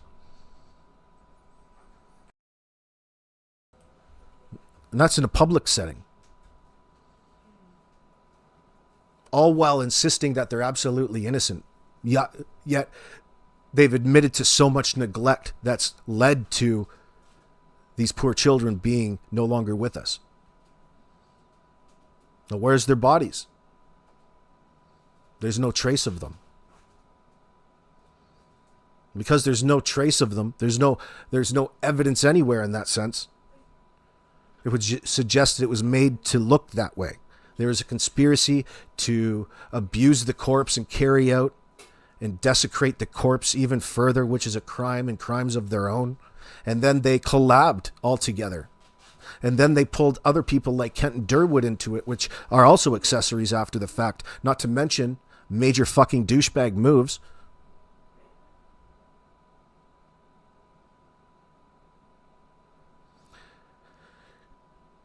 The story about someone breaking into the trailer and taking a few things is covering for Daniel's shirt. Long sleeve that I believe they used to secure the remains. Well, that could be. That's really getting your imagination working. But keep it going, Carol. I'm not saying it's... I'll let them tell us what happened.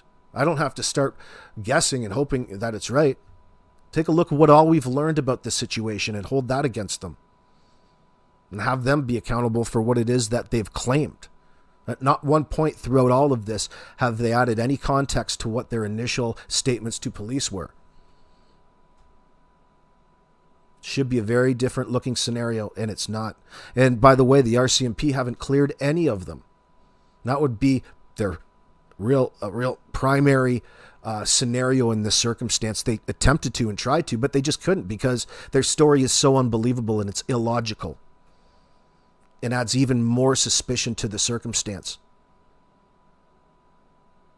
And that's putting it in a nice way.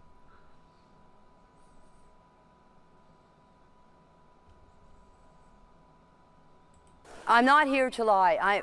The reason why I wanted you guys to come here and do the interview here is to show you exactly where everything took place. Mm-hmm. One, that's where those three questions come into.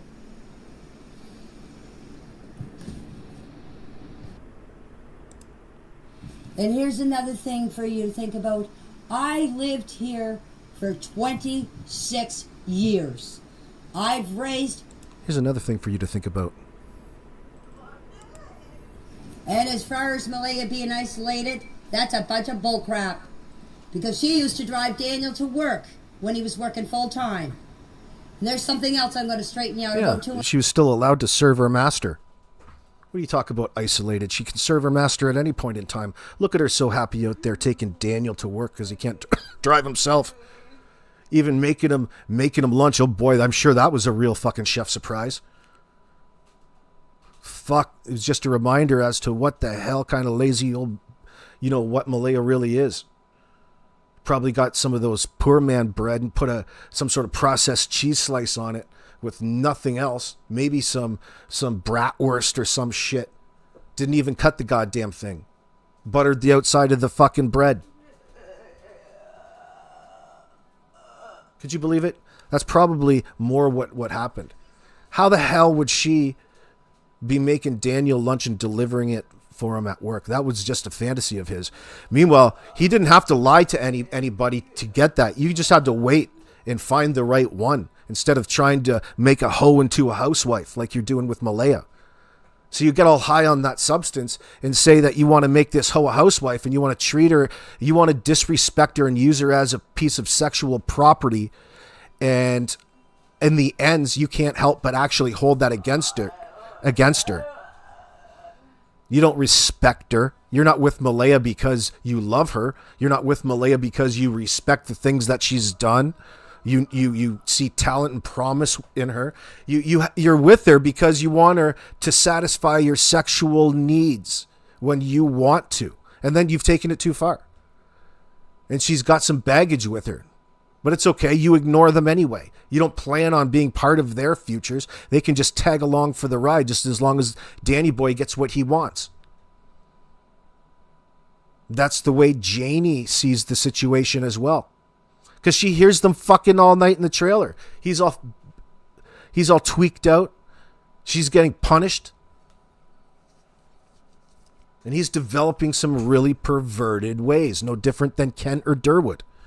Those two guys are fucking perverts. You can tell they've got perv and dirty written all over them. Look at how creepy could you imagine those two freaks at the county fair hanging out by the zipper, looking at all the fucking 11-year-olds? Derwood, are you at the local fucking fair running the Gravitron? Fucking carny.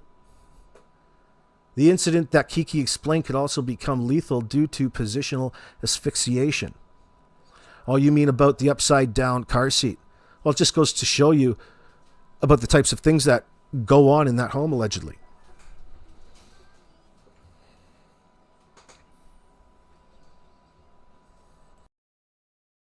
In a minute. When she wanted the car, she would drive Daniel to work. She would go do what she had to do. She would even bring Daniel his lunch. She would come home. Then she would go back in the evening and pick Daniel up. So she was free to go whenever she wanted to go. It doesn't seem like she's too free to be doing anything but picking up her master. Is that what a wife is supposed to do? It's your job to come pick me up from work?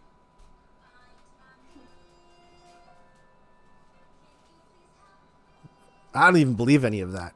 Like, I mean, one thing doesn't have to do with the other. One thing doesn't have to do with the other. And another thing, the reason why Daniel is only working 1 day a week is because of this here tariff tax. The mill is having problems getting logs. That's the only reason why the mill is down 1 day a week. And that started in, I think... Well, who cares that the mill's down 1 day a week? Why the fuck is Daniel not working? If he was valuable to the company, they would have kept him there working. But he's not. That's the same mill that old Jordan had to leave from for stress leave because his old lady left him. What a bunch of fucking crybabies. What a bunch of bitches. What a bunch of women. Why don't you pull your socks up and get out there and keep yourselves busy? You're all wrapped up in your emotional attachments to the women that just left you. Boy, is your head in the wrong place.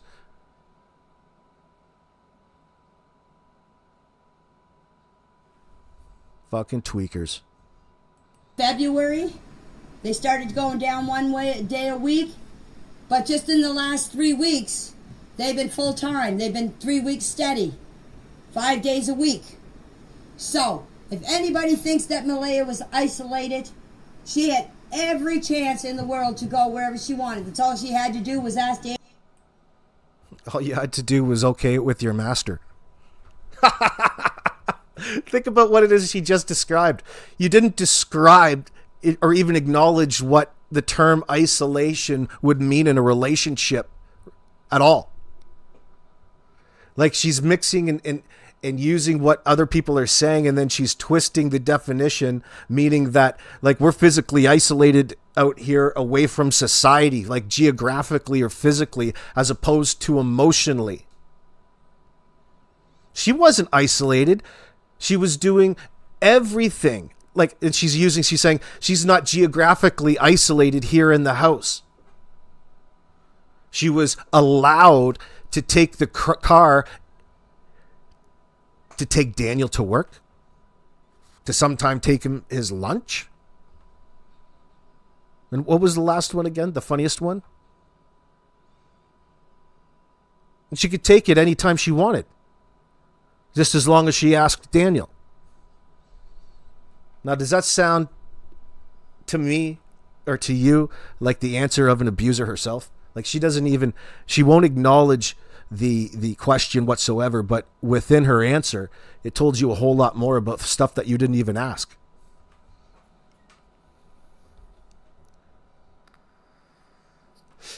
And that's really how we've come to learn this group, haven't we? Why would Daniel go to work when he was living off of the children's milk money? And they were robbing Patty? If you don't have any conscience or drive, you're strung out and do B&E. Come on. Well, he's probably doing that anyway. And work got in the way of that. Work got in the way of him getting high. All of a sudden, he's got this woman in his life that was getting monthly milk money for her children. Of course, he's going to move her in and live off her. Why wouldn't he? That's actually, from his perspective, that's some gains in the P&L. Thinking, hell yeah, we've got some income. Who cares? Now it's not as risky. I don't actually have to work. I can focus more time shaking and baking and trying to sell this mathematics to all my friends in the band Smashing 8 Balls. DM was getting what he wanted without working. That's right. The problem with all of that is, though, he had to hang around. He had to be a part of the family in that sense. And that wasn't going well because, of course, math and family time don't go hand in hand. It's a divorce drug. It's a dissociate. You isolate yourself away, especially if it comes to work with a couple of children who weren't even yours, that you don't really and haven't really bonded with. So it's gotten worse from Malaya's perspective and Jack and Lily's perspective too.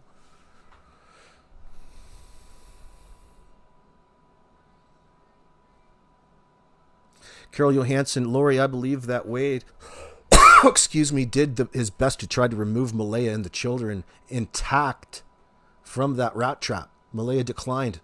Perhaps she was threatened that she couldn't leave. But listen, it sounds like Patty's a real enabler in her life and she's got problems of her own. Cindy is different. She has rules. Malaya doesn't like rules. All right. And when you don't like rules, that's not conducive to rearing children either.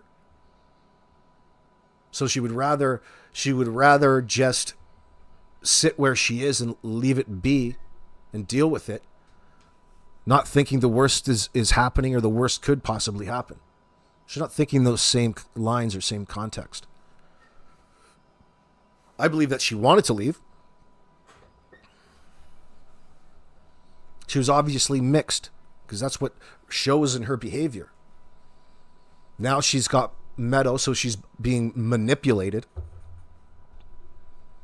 Like, this whole relationship was getting pushed to a point where they had to make a decision that they didn't want to make. That's getting on with things and making a go of it, getting a job and supporting yourselves. Growing. And not living off of Patty or Janie or anybody else, which was what you were choosing to do. And you were confronted with that at Patty's. That's why they had to leave out to move in with Janie. So I wouldn't have thought that their attitude all of a sudden changed. Okay? So they're here with the same fucking attitude. They don't want to do anything to progress themselves. Something's going to break.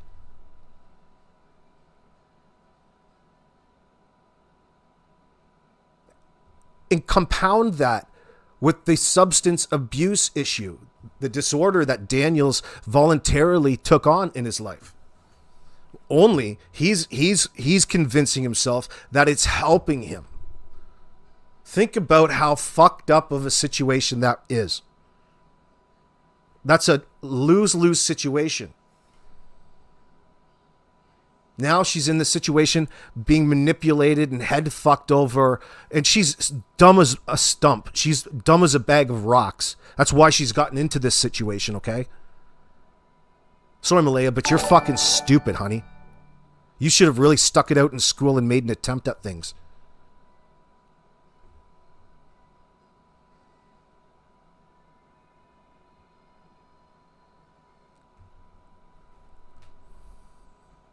Oh, Princess Pillow, thank you very much. It's very generous. Thank you for discussing from a standpoint that is empathetic and holds everyone accountable. I love your shows. I appreciate you for watching, and everybody else for that matter.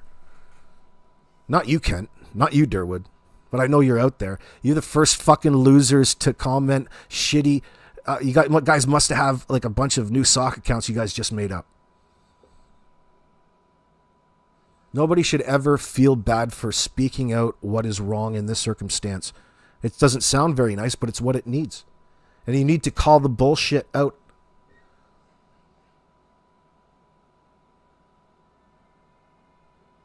People, at the end of the day, many people just want to be lied to and feel good at the end of the day.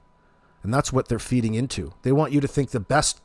Who sits in a situation like this and wants to push out a false narrative that makes absolutely no sense? That's a fantasy. Doesn't that tell you all who exactly is responsible for whatever happened to Jack and Lily at this point? Because it would tell a jury of 12 that. There's only one reason for Janie, Malaya, Daniel, Kent, and Derwood all to be lying and pushing a certain narrative. And that would be because they have something to do, whether it be an accessory after the fact or they're engaged full-heartedly in the conspiracy. We can't tell from afar, but it doesn't matter. We know enough already to confidently say that. Not to mention Janie's on the CBC begging for the world to believe her. Oh, fuck, that's how desperate she is. That's how desperate she is. And how evil this bitch is. This is ignorance. This is racist. And it's everybody else's fault but their own. It reeks with guilt. It doesn't get any more suspicious. You couldn't do or act or behave in any more of a suspicious manner than Daniel and Janie and their little cast of fucknuts have up to this point.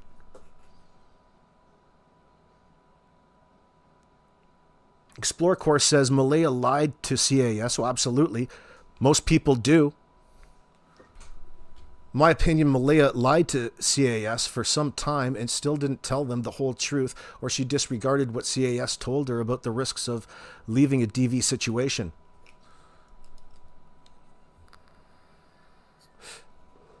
She doesn't consider or even know what risk means in that sense. She doesn't give a shit. Of course she lied. She didn't want to get in trouble. That's natural. She didn't want to change the family scenario. She wanted to keep control of things without having a federal agency step in and get involved. So she's going to go through the motions and handle things herself.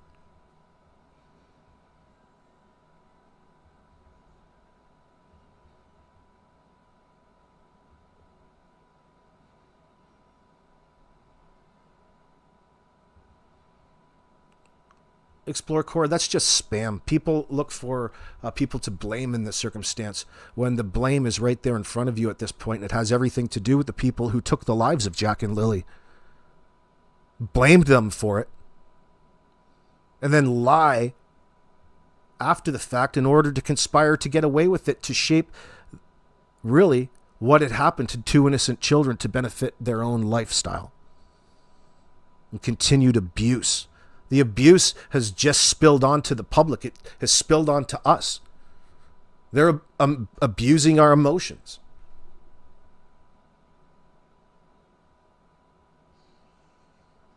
And then they want to blame everybody. Think about the priority and the things that they have said that they wish would change. The first thing that comes out of their mouths are all of the things that are being said against what it is that they've told us online. What strangers are saying about them is what is bothering them the most. That tells you everything.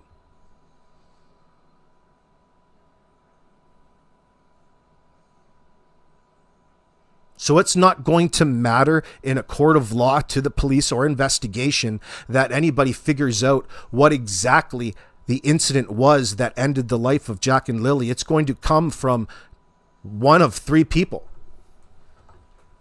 All right? It's going to come from them. They don't ever have to tell us, and they can still be locked up. They can remain silent and let the process go on without admission.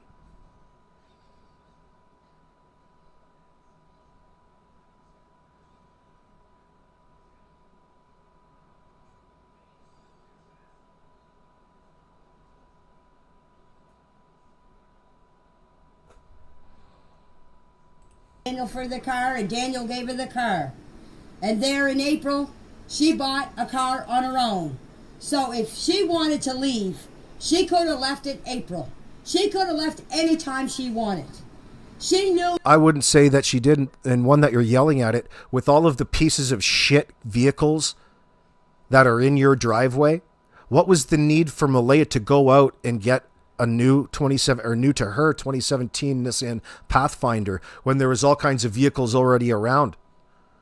That doesn't seem like the greatest of investments in that sense. You lose money no matter what on a vehicle. Why not utilize the vehicles that you already had?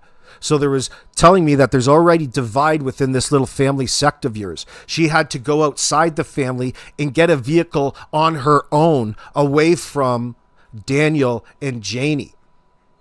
Meanwhile, there's cars at home. Daniel smashed up a couple since. There's vehicles that she could have driven herself or could have received.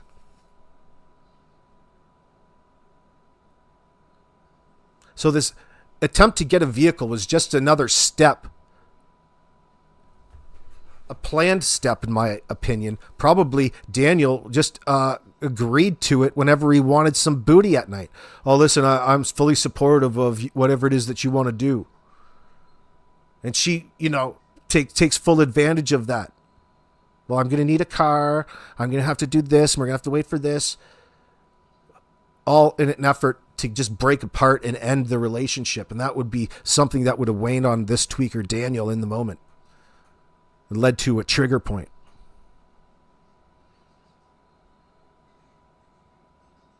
See, for a guy like a freak like Daniel to live and have to deal with Malaya and the kids at a point when he knows the relationship is done and over, and he's having to go through the motions of taking her places, and he's got all of these mixes of emotions, probably driving her around, trying to convince her to stay. Sometimes it's threatening, sometimes it's love bombing. But that whole process, it would be easy. Anything that wasn't as he wanted would have led to a trigger. Sweet tea, right?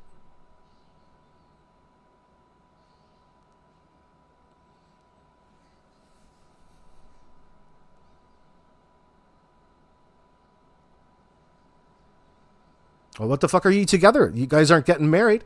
Why are you guys together in the first place, shacking up? If it didn't have a future. If you weren't going to marry her. Or at least legally common law would have complicated your tax forms. Something in the relationship had to happen. Daniel's in all kinds of trouble with defrauding the government. Something had to happen. Or else it would have affected payments in the future, because why is it that all of the money that comes in, coming from milk money, that's already accounted for. That's already going to things. It's not any money to live off of. It should be money dedicated to raising your children in a healthy manner, above and beyond what it is that you're already bringing in.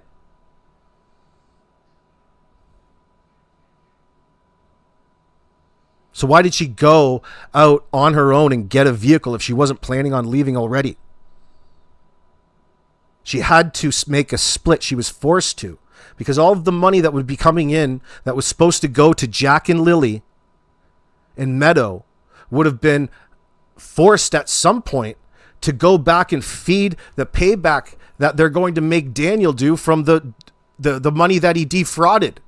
He's going to have to pay that back. So how is he going to do it? He's going to work down in the mill one day a week, or is he going to rely on what money's in their account, their shared account, but they still don't have that? So what the fuck is exactly going on with you assholes? There probably is no answer, because they don't live for the future. They don't plan like that. That's the kind of asshole idiots that were in charge of Jack and Lily.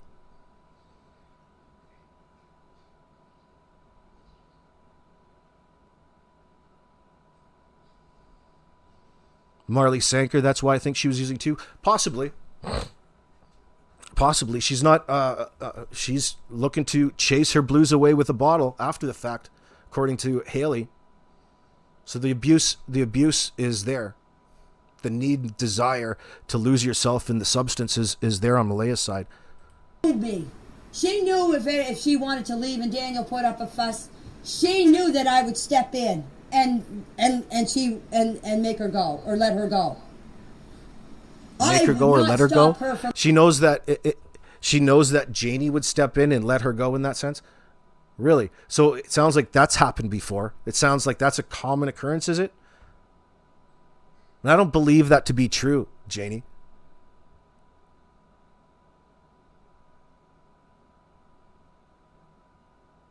You thought you heard that all payments were stopped, says Jay Vanderleek. Yeah, well, that was coming up April 30th into the May payment or around there, because they're getting letters from Canada Revenue Agency. That was mentioned in the Globe and Mail.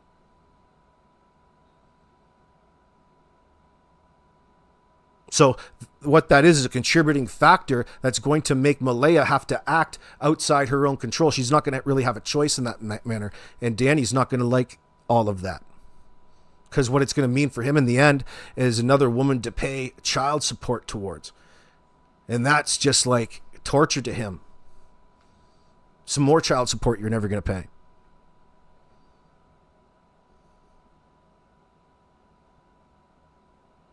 I don't have a snot rocket, you fucking gross pig. Then we have a Derwood who found out Jack was being abused and he ignored it. His guilt had him cover up the truth. Ginger Snap. Yeah, it's a good point to bring up to that shit bag next time you see him in somebody else's chat. Isn't it interesting how that fucking loser goes around and just absorbs in all of the information in other people's chat and goes to the extent that he does to spread disinformation on purpose in this case? Don't let him confuse you anymore. Call him out to his face exactly what he is. Spaz, you know? Fucking spurging out in people's chat. All of the behaviors are addictive to going from one relationship to the next. The trading one rug of choice for the next. These individuals without a massive redirect will only change addictions. Well, Daniel's soon going to be addicted to anal sex and receiving it in prison, I would bet.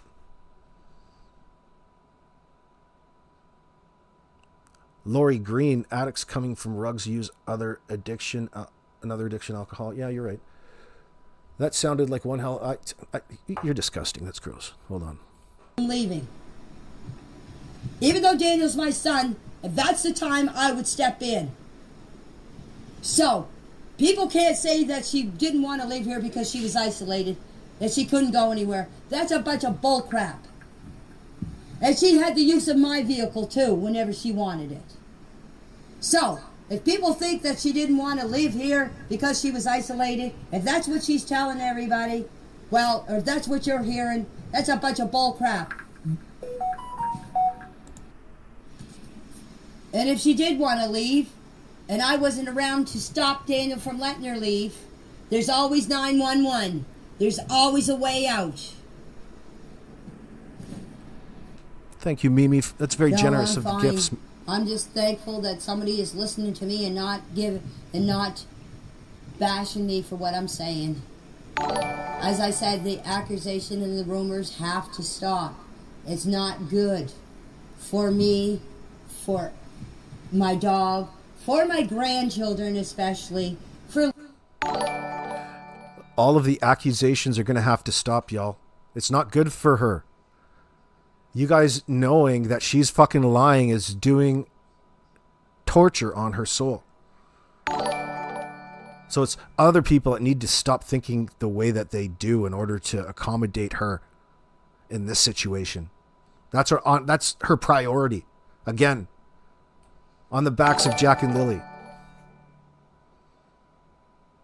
Yes, Princess, she literally recommended 911 to get away from her own son. Well, that's essentially what happened, isn't it? At 10:02 a.m. on May 2nd, 911 was called.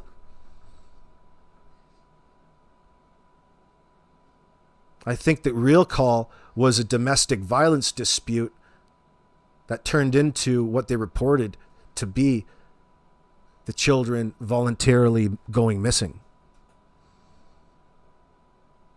Oh, and it's just a coincidence that the angry step grandmother and father are both tweaking out hard and lying about this, that, and the other, everything.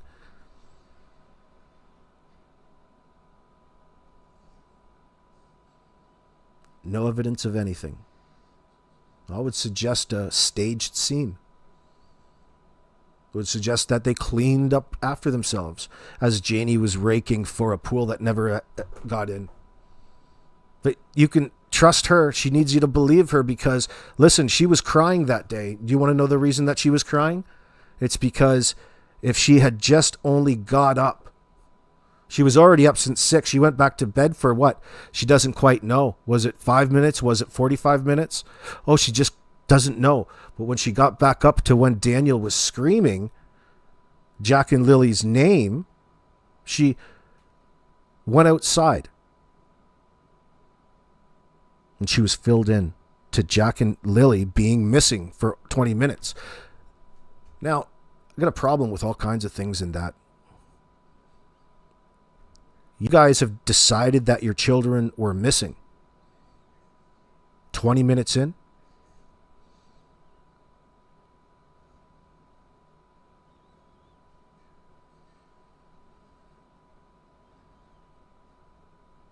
You guys have introduced the fact that they went missing voluntarily. There's no evidence to suggest that the kids are even around.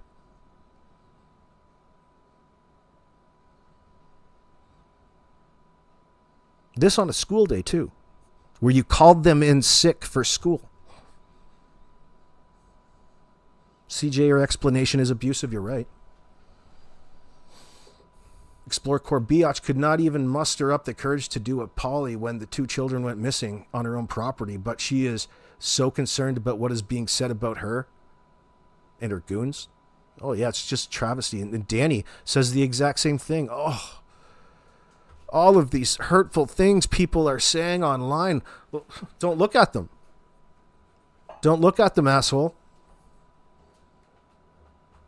So somehow it's somebody else's fault for the way that they're feeling at any one moment in time. You see a pattern?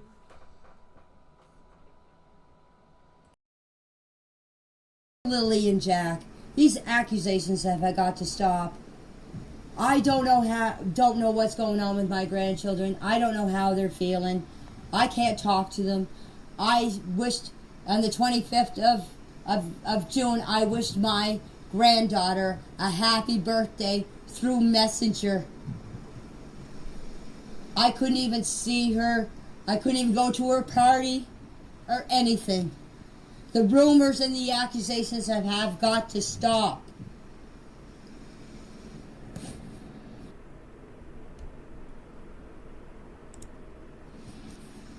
That's all anybody can do is hopefully that where Jack and Lily are is they're found soon, safe and sound. Either way, I'm not going to say it because I don't believe they are in my heart. Just keep praying for Jack and Lily, and I've been doing it every night. I'm hoping to God that he'll answer me. I'm hoping that the people that know where Jack and Lily are will please, I'm begging you, please drop them off here. They will be safe. We will get them to the authorities. That's all I want. That's all anybody wants. Do you see what else she's introducing here? That's further than we've got before. She's introducing a group of people having Jack and Lily or knowing where Jack and Lily are. Just like the group of people that do know where Jack and Lily are and what happened to them. That's you, Janie, Daniel, and Malaya. You're the people that all share that. But you suggested that more than one person is responsible for taking Jack and Lily, and you're speaking to multiple people? Interesting. That's leakage. If there is enough people praying and enough people out there looking for them, hopefully we can find them. Hopefully we can bring them home to stop this. Lily and Jack must be out of their minds, not knowing what's going on or what's happening to them. They don't deserve that. They don't. I wouldn't even want to be a kid in their situation because I know that I wouldn't understand what's going on. Well, isn't that just the most lacking of common sense statement that's come out of your mouth thus far? You don't even wish that you were a kid in their situation, Janie, because you wouldn't understand what the heck is going on to you. If you didn't understand, then there really wouldn't be any harm. You wouldn't really have to worry about it. It doesn't actually make any sense. What the fuck are you trying to express to the world? You're not making any point. You're engaging in circular talk, obfuscating, verbal diarrhea, extenuating information. It all equates to an indicator of deception in your statements. Yet again.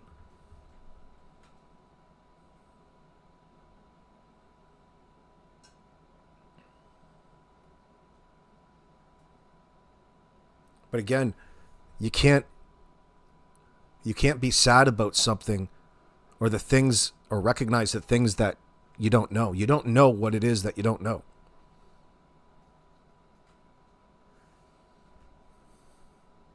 So they must be out of their mind, not being able to see their mother or see Daniel or just being around the other two grandchildren or Meadow, poor little Meadow.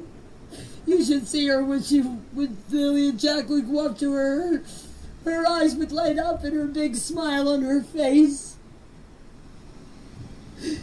Now she can't see them. It must, even though she's small, she must be hurting. She's such a bright she's such a bright little child.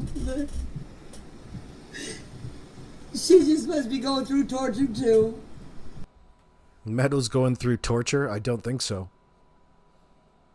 Because Meadow at 15 months old, 17 months old, 18 months old, almost going on 20 months old, she's going to be able to consider all that's going on and just feel horrible for it. You're so fucking out of touch with common sense, Janie, like only a tweaker can be. I don't think that's a coincidence. Yeah, CJ, she introduced the word torture. That's another interesting one. Good point.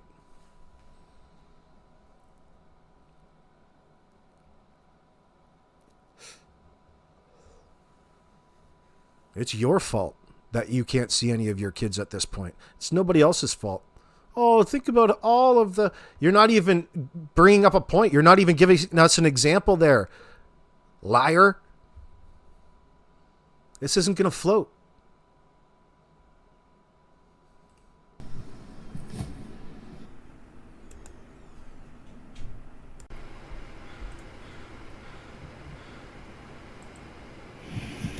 How do I know they weren't in the woods So such a brief search.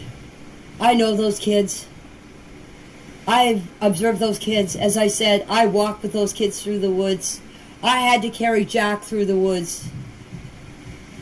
He wouldn't go through the woods. He would stand there. He wouldn't go over a branch. He wouldn't go under a branch. I had to carry him over them. So I... Any chance to make yourself in virtue signal. Oh, I had to carry him. Well, what were you doing out there in the first place if the kids didn't want to be there? Why were you forcing Jack to walk through the woods with you? You weren't telling us the point to all of this. Just the action of you carrying him through the woods and forcing him. There was no point to the walk in the woods. You weren't out there to get him normalized or acclimatized to being in a forest, to enjoy all of the things that one can enjoy, like kids love the forest. But they might need some what they call encouragement, Janie. These terms, these words are unfamiliar to this old fucking hood rat. Carol Johansson says Meadow lived in the neglect, violence, and abuse as well.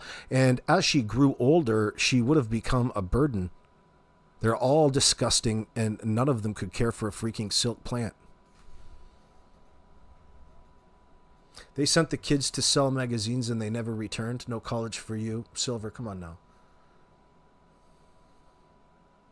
She introduces the word torture. Where did I see that? Carol says she introduces the word torture. Logan introduced poison, not to mention referred to the kids as lesser than dogs. It almost reminds me of Canned as well when she talked about feeling smothered in relationships to Summer being gone for the last several years. Yeah, it was really off, and the word that she used to describe it. Candace said smothering. It's smothering. What a bizarre word to say. Like rambunctious to Trizelle West and Jacqueline.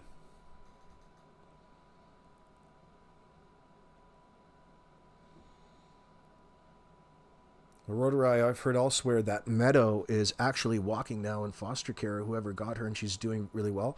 Well, I would expect her to continue to grow.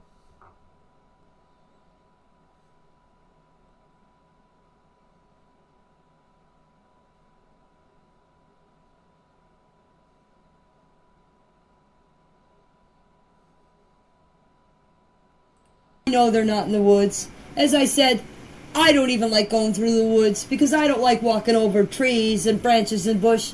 Can you imagine a 6 and a 4-year-old going through the woods? You guys seen through videos of what the searchers went through. There's no way that a 6 and a 4-year-old could go through those woods. Believe me. As I said, don't even want to go through the woods. I take the easiest route out. But if those kids are in the woods, they wouldn't have got very far. That's key there, too. She takes the easiest route out, the path of least resistance, which would also be considered to be lying in a circumstance like this. The easiest way out would be to lie.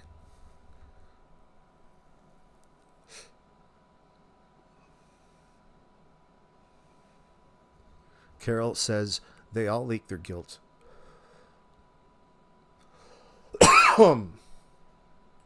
We searched. Look at all the searchers that were here. They had the dogs in here. They had drones. They had helicopters. A 6 and a 4-year-old are not going to go through that woods. Believe me, they're not. Well, that's a question that's hard for me to answer. The reason why is, if any of you have watched Malaya's video of her when she was a teenager and the way she talked about things is the way she is now.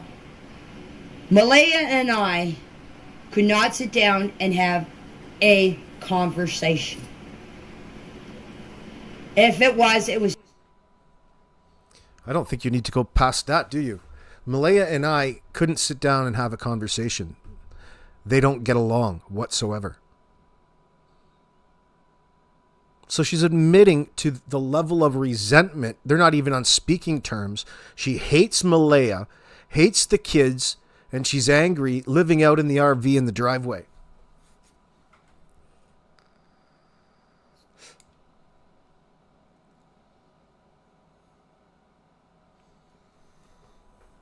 You couldn't even sit down and have a conversation with Malaya. There's no point in talking past that. There's motive. It's very common in these cases for parents to say they were sleeping, says Carol. They were taking care of another child, were on the phone, quickly ran out to the garage, and the children magically disappeared. Oh, yeah, well, there's only a few excuses that you can give that a child would have disappeared behind your back as you were supposed to be looking after their welfare. But again, bringing you back down to reality, we can't even confirm that the kids were home at any point on Friday. We're not even sure they made it back Thursday afternoon. We're still giving them the benefit of the doubt. They don't know for sure. The last time that they can be confirmed is on CCTV at the Dollarama on Thursday at 2:30.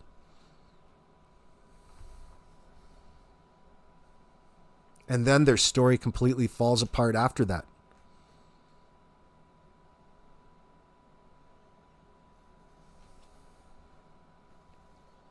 That voice is probably how she talks to Malaya, says Roderai. I wouldn't want to talk to her either. Oh, could you imagine? Oh, not to mention, like, it is like hell there. I couldn't even put myself in their shoes. There would be no fucking possible way I would ever be in a situation like this. What sort of bullshit lies was Daniel telling Janie to get out of Patty's and go and live in the trailer, only to have his mother go fucking sideways and move out of the fucking house because she hates everybody? That's not going to bring them any closer together. Okay? She's automatically destroyed the relationship by moving them in and fucking hating all over Malaya and the kids. How do you think that that's going to fucking possibly work out, stupid? You can't even pretend for a second to have forced yourself to be participatory in the children's lives. You can't even represent what life was like around there with a little bit of common sense or reality.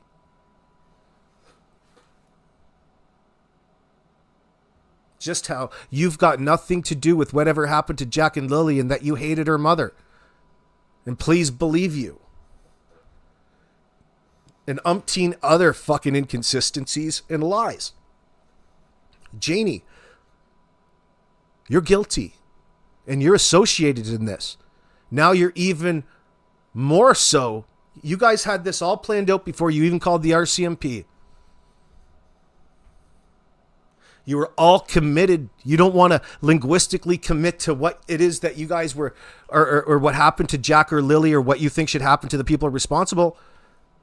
But you committed to this nonsense story to cover for one another, no matter what. You boys are going to fucking die in prison. Huge targets. These people are in place to be public enemy number one. They're going to make headlines like you wouldn't believe. Like, this is some next level cold fucking hearted anti-child. There is even the most evil of evil people hate these fucking people. The worst of the worst despise what it is that we're participating in and going through with this every single day. A very fundamental wrong. Exactly, CJ. A very fundamental wrong that forces a person to lie at the level that Daniel, Janie, Malaya, Derwood, and Kent continue to do on the daily basis across YouTube, social media. It's about representation. If you haven't noticed, Derwood, you're the fucking subject matter of the content, asshole. So you guys can get all pissed off and call people by whatever names or try to call them out on your Facebook as though anybody is listening to your punk asses. That's your fantasy. That's your delusion. The world, we see you. And this is a fight that's worth fighting.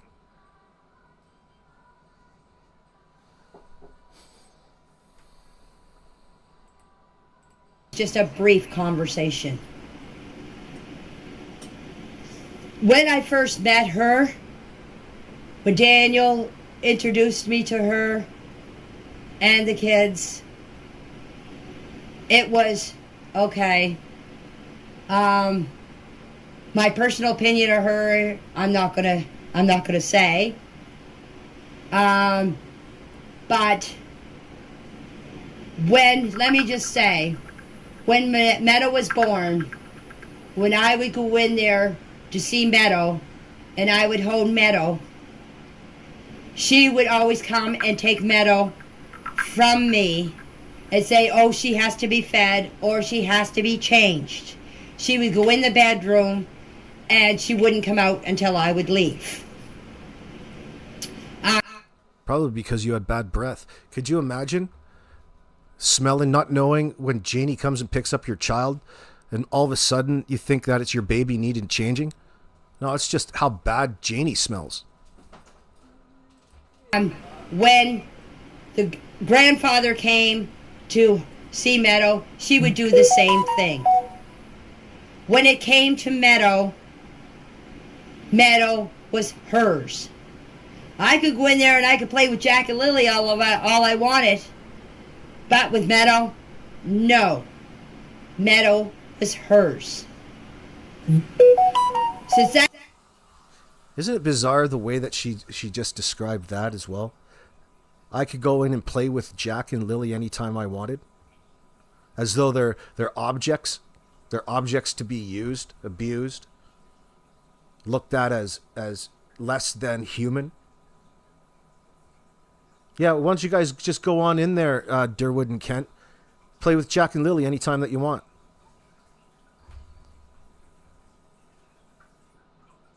That child has been born. Do you want to know how many times I babysat that child? Twice. I looked after her twice. Once when she was outside helping Daniel with the wood because she wanted to get outside. I watched Meadow. The second time I watched Meadow was when Malaya had an episode. I think she was having an anxiety attack. Anxiety attack. I have to look that one up. Old Janie.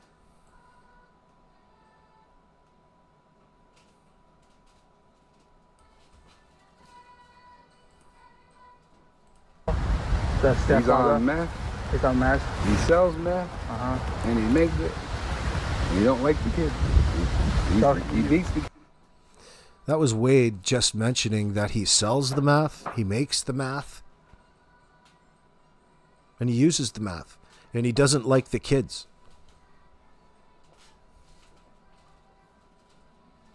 He's beating up on Malaya.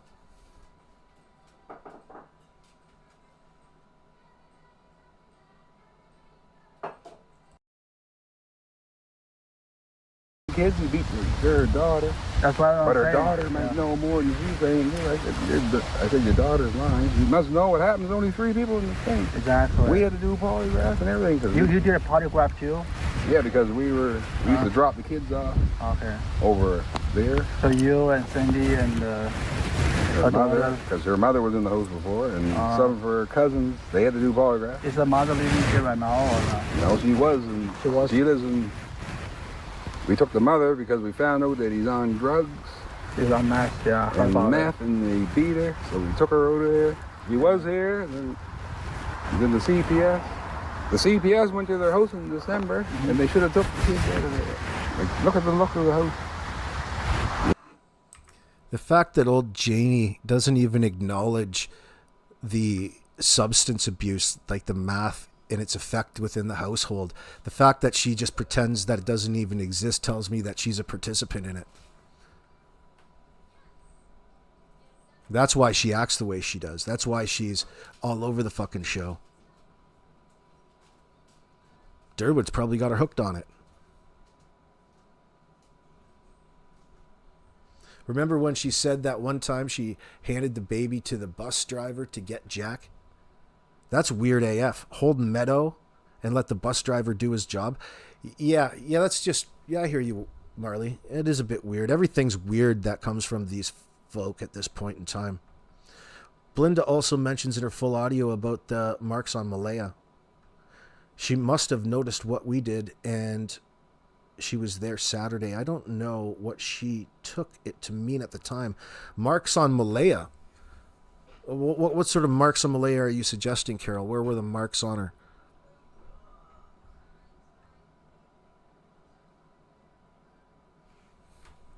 It's interesting, though. I don't doubt it. I'm looking for a story. Looking for a story like that. Because old Daniel, for sure, was on a tear. He was on a bender. Kids weren't going to school because parents were on a bender. Up all night, too tired to get the kids up for school. Janie babysat once because Malaya wanted to get outside. Do wood. Doesn't sound like Malaya went outside much. Well, she would have to go out and hang out with Janie. That's not going to happen. I wonder why. Seems like such a pleasant person to be around.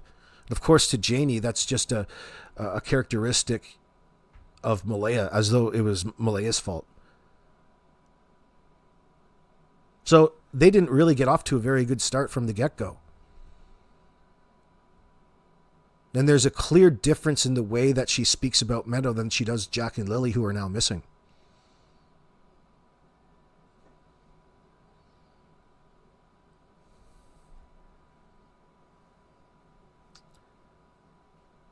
I can't say B, but I heard it on Ninchi's channel. She has all of the little audio from Belinda, and she mentioned the marks on Malaya. Oh, okay, I'll keep my eye out for it.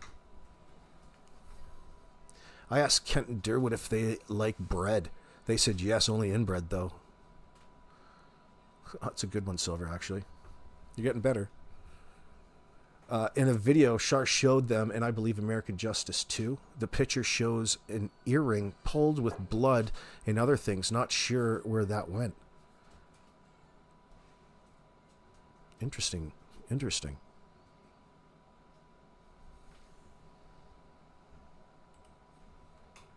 Yeah. You get the locks on the door, and the boy beat her, this and that. But why'd she stay there? That's what I told her. I saw the house of Daniel Martel and I saw this house. And I understand why she come here to move out the next day. No, she could have went to her grandmother's in Bob Hill. You know how many times we tried to... She was at their grandmother's before they went there. Dan and her. He got 2 from a previous marriage. And those 2 that are missing are hers. Then they got the little girl together. So imagine, it's like, it sounds to Janie, well, I just can't afford it at Christmas. She can't afford Jack and Lily anymore. She can barely afford the grandchildren that she did have.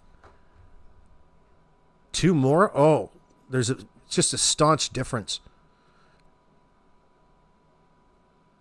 It's disturbing to hear Janie talk about Jack and Lily like she does.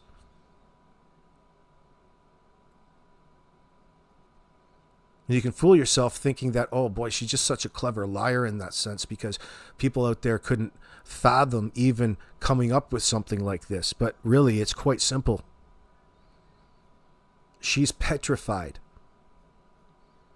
because it's so blatantly obvious that they have everything to do with the fate of Jack and Lily, unfortunately. There's no way Malaya could even stay. She had to leave. With whatever the conversations were internally within her side of the family, which only they know, but we could pretty much gauge it by their actions, their behavior. Malaya left, never to be heard from again up to this point that we're bringing you this video. The more that you hear the other people involved, being Janie and Daniel, the more that the denial and the abuse stand out, and it's absolutely impossible for Daniel's admitted rug abuse to have not brought this on.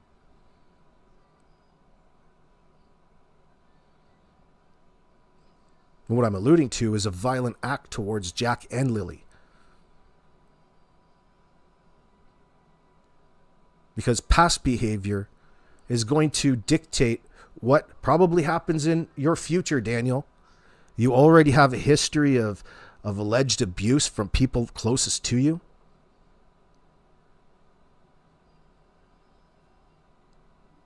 You spent all of this time putting forth this drivel, this nonsense. The situation would dictate your innocence. You wouldn't need to mark it up with all of these cockamamie stories. And these begathons getting people to believe just the plausible deniability that you're presenting at any one time, which have been constantly changing since the get-go. But you've been right there to stay ahead of things and misinform people out of ignorance, as though you didn't know any better to begin with.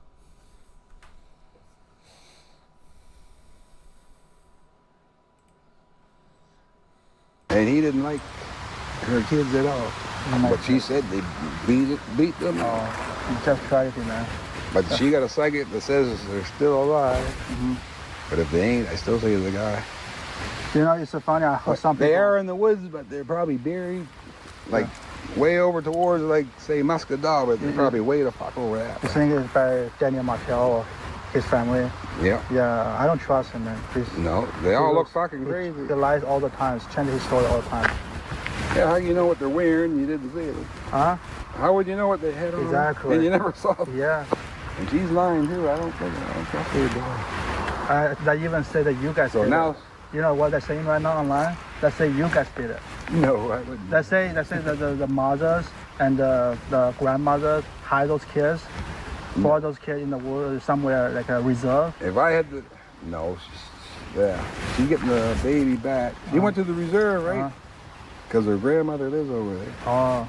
They had the baby there. Then the police came, took the baby. Because she took the baby to Chewy. She wasn't supposed to. So she's living in the reserve But right now now. she's living in the reserve with the chief. That's With her chief. cousin.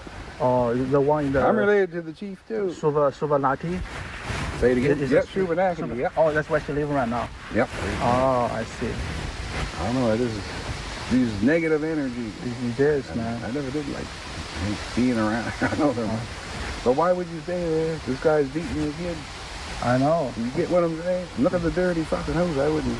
Yeah. I may stay one night and I say, I know, brother. we can't live here. And 3 months ago, we told her, oh, before that happened, I'll say 3 months before May, we had the U-Haul truck to move her back to her grandmother's house. We had a big house by Red Cliff and Bible Hill. The day before, no, I'm not moving. Yeah. Why do you want to stay here? There's rats in the walls. Exactly. I've been to that place many times, man. I know that place is not suitable for humans. You know. I don't understand. Maybe he was. Now she's trying to sue the CPS. The CPS should have took the kids out.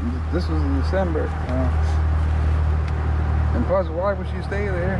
If someone's beating my kids, I'm breaking their fucking legs. Exactly. I would do the same. Right. She should have told us anyway. She had told us he's on drugs or he's beating the kids. They would have been here. You get what I'm saying? We would have took the kids ourselves. Yeah. And the last time we seen them, they're over here Easter Monday. Easter Monday. That's the last time we saw them. Daniel Martel. The being here Even before. then, yep, the one. You better not come here now. Damn, bro. Yeah, we're in the woods looking for stuff. Me, him, Jack, and his other son. Then he stayed in the woods for a whole hour by himself. So what the fuck is this guy doing? You crazy? So he probably doing drugs in the woods. Yeah. Yeah, but sometimes he used to come to our house in Bible Hill. Yeah, it's funny. And he stayed outside all the time. His face was, so you see the skin is like yellowish green, like he's dying or something. I said, you gotta be on drugs or something. Yeah. And he's not, every time he dropped the kids off, he was never there. And he probably wasn't even working. He wasn't working no once a week. Yeah, he just dropped a sells- bombshell like 2 days ago. He said that black eyes on the roof 2 days before that I showed was the missing. detectives some of the pictures because the boy looked like he's hard to get along with her grandson. Like you tell him to do something, he won't listen. So he might have got mad and grabbed him by the neck and broke his neck. You don't know. You know what I'm saying? He might have. I don't know. Maybe. But you He's kid, on right? me. I mean, the kid, two kids at the same time. Maybe the little girl witnessed. So when Wade suggests that Daniel reacted with violence to Jack being not very agreeable in getting to to do things that people ask. He's difficult in transition in that sense. That Wade suggested that he's more than capable of breaking his neck. In fact, that's what he told the RCMP, he says. Interesting.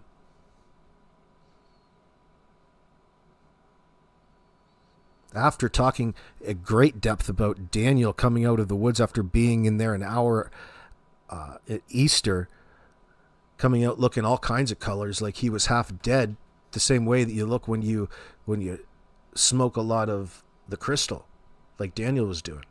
So he's having a party over there on Easter weekend. Well, people are looking for eggs. Danny's looking for big shards of crystal to jack into his system. It would suggest to me that Wade observed Daniel exhibiting compulsive behavior under self-induced mathematics psychoses. Oh, how do you like that one, Derwood? That's exactly what it is, boy. Carol, it's only after I heard Belinda mentioning Malaya having Mark that I realized she possibly saw bruising that created greater concern at the time than once Malaya left, she connected that violence. Yeah, well, I'm not saying you're wrong. I'm saying that's probably a for sure thing. I would have to think that that's what's going on.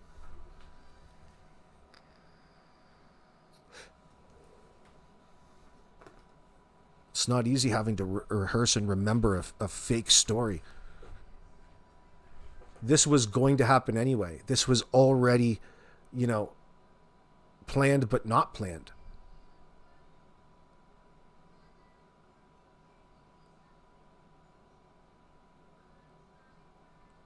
Malaya is expected to be on some sort of state of weird, delusionary existence to begin with, living with this fucking tweaker. He's probably lying to her to such a degree that you never know what to believe around there or even expect. Like, what's real, what's fantasy? What's real for Janie is that she's living in that ugly-ass smashed-down trailer with a piece of plywood covering and to keep the fucking draft out in the winter and the sun out all the time. And she's complaining about it. But she's doing it because there's just so much love around there.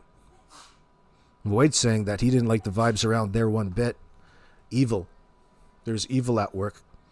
Yeah, we can see that.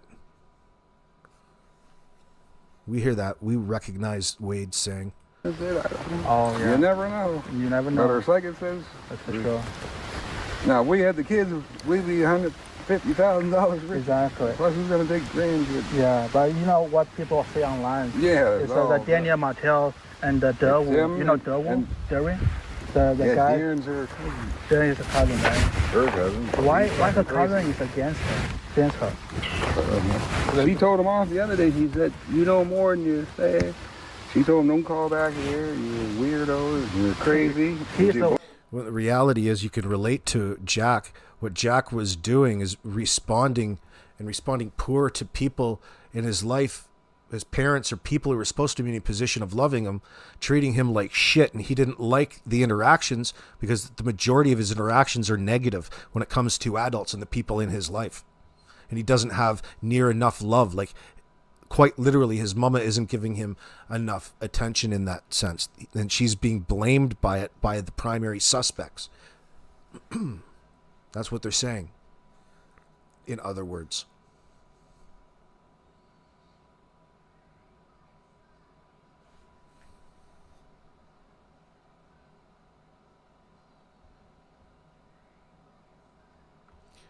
Well, Malaya didn't want to stay, Marley. You're saying Malaya could stay if she wanted, rescue the babies? They all knew. You can't, at the end of the day, you can't get people to help themselves in that sense. They have to take the first steps and be genuine about it. And I think, given all things, it couldn't get any more obvious that she needed to get the hell out of Dodge at that point. Cindy, Cindy probably recognized the same thing Belinda recognized, more so.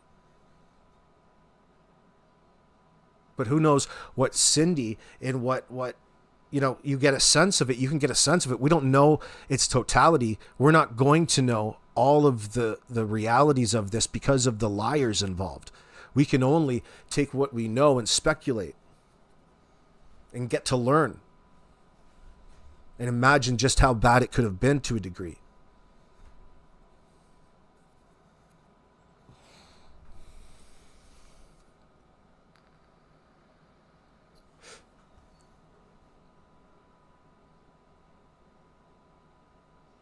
So now MBM's smart enough to get a lawyer, but she's so stupid and naive the whole 3 years with Daniel.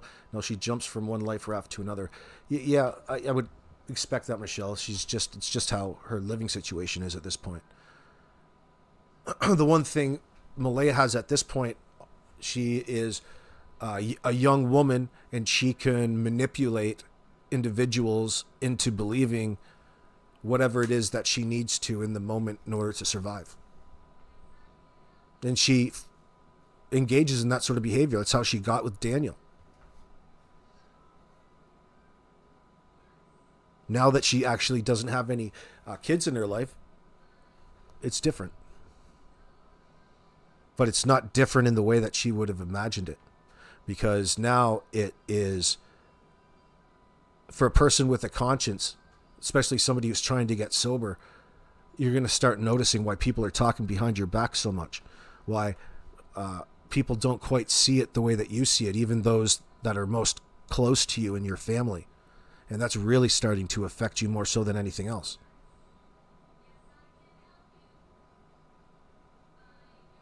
Because at the end of the day, what we're talking about is child murder, sadly.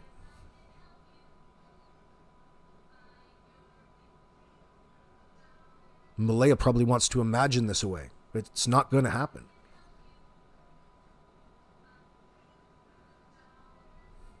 Daniel's just taking this as just another day in, his life. It's just a continuation of the type of deception he portrays in his everyday life, even at his one day of work lumber mill job.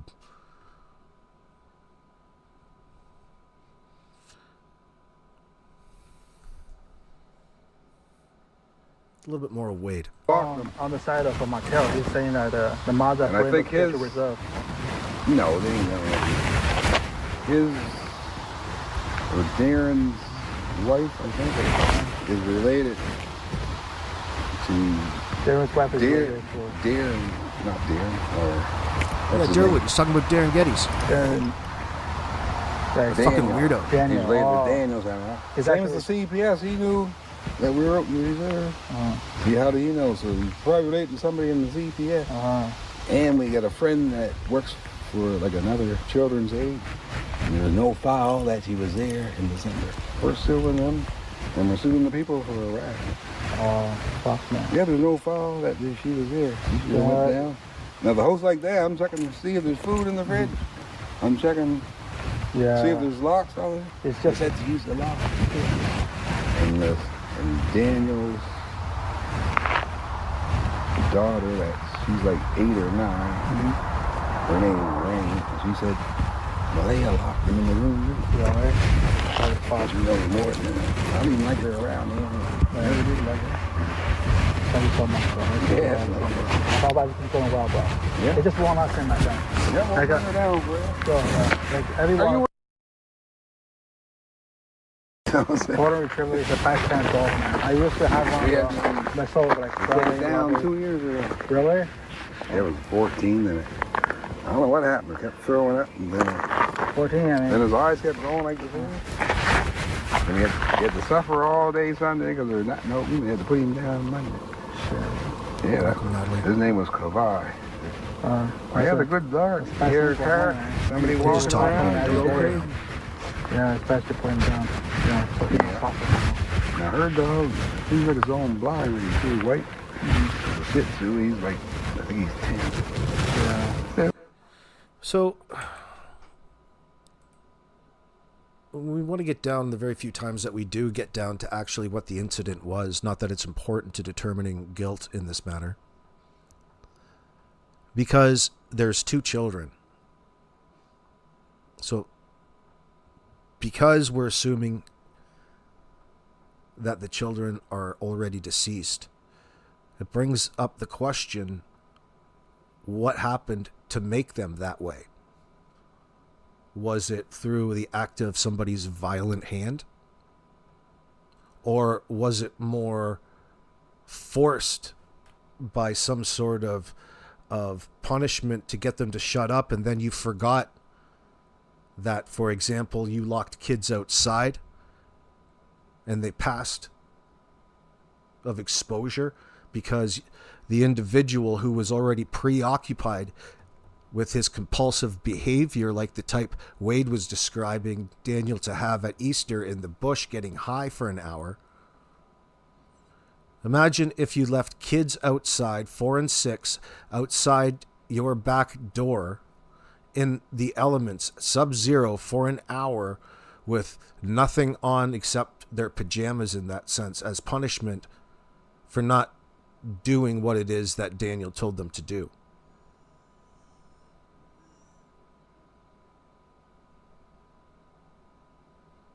Plausible.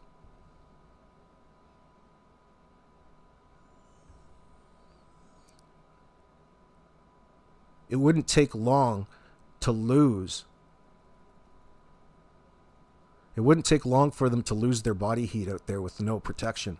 And for a tweaker to become preoccupied and forget all about what it was that they just did, because they're essentially trying to get on with things. They were being interrupted from their otherwise experience being under the influence, that they really didn't apply any rationale to knowing what the repercussions could have been. Daniel was too busy partying it up. Or partying it up as while he was engaged in this continued, escalated confrontation about what was going to happen when she left. And how much, could you imagine Malaya telling Daniel how much he owed her for support, child support, when she leaves for Meadow? She's been fucking torturing Daniel with that. Could be a trigger point. It's so hot in Melbourne, Quillfish. It's 42 degrees Celsius. Well, it's about 3 degrees Celsius here. And that's warmer from the -10 it's usually been. I have a window open today. So there's a little cold feeling for you. Cool you down. You're on the wrong side of the world. I love Australia. Oh, shit. Upside down people. They wouldn't be so quiet. Yeah, because they're children and they're hungry. Exactly, Marley.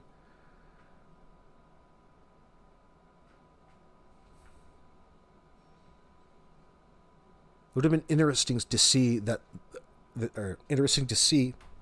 because they exist, the body cam of the responding officers. Like watching them come in and interact with Malaya, seeing the state of the house, taking a look at that front door that Daniel says is broken. Probably broke it because he heaved on the fucking thing.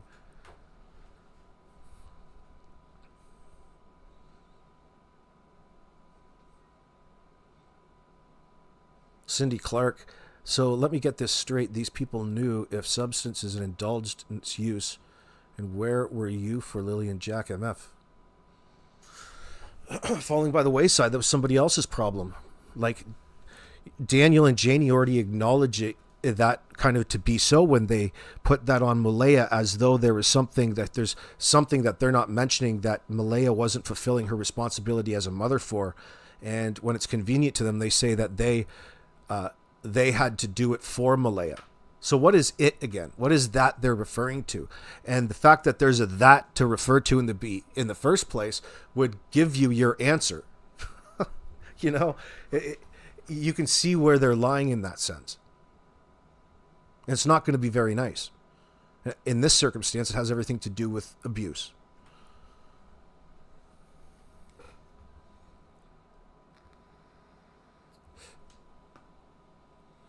Yeah, Marley, everything triggered that MFer.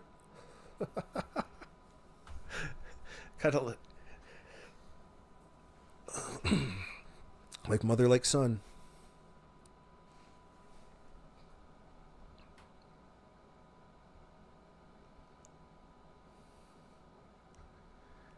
Fuck, that's too hot. 43 degrees Celsius in Melbourne. That's really making the AC work. I don't miss those days.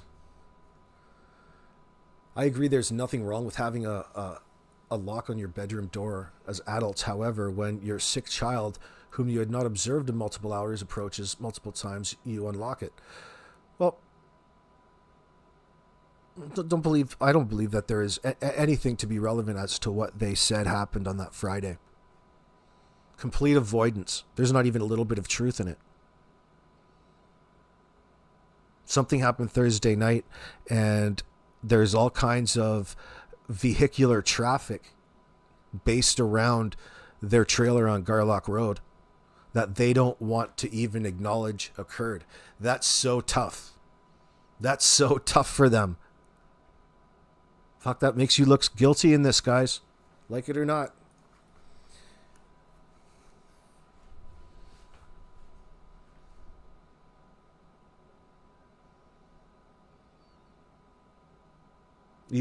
Before the age of video cameras and CCTV, you would have been fucked, and you're fucked now. Police work hasn't changed. You look just as guilty. There's a reason why you don't want to acknowledge all the vehicular traffic. Because, well, you just want to pretend that you were asleep, just like you wanted to pretend you were asleep at the point where whatever you're insinuating happened to Jack and Lily happened. The fact that you're still insinuating without committing anything linguistically tells everybody everything they need to know about who's responsible. Therefore, we're well within our rights to speculate to high heaven. It's probably worse than anybody could ever imagine. And when we get to find out more of the truth, and it becomes uncovered and reveals itself to us, we'll be shocked. I'm shocked already. I'm shocked at just how nasty Janie is in all of this. As though that the kids were deserving of going missing. Like Jack and Lily deserved this to happen to them. That's how they make this out to be. And you can see that's where they're going. That's where they positioned themselves. Their actions are justified. And they don't know about anything else, especially times. Except for some things.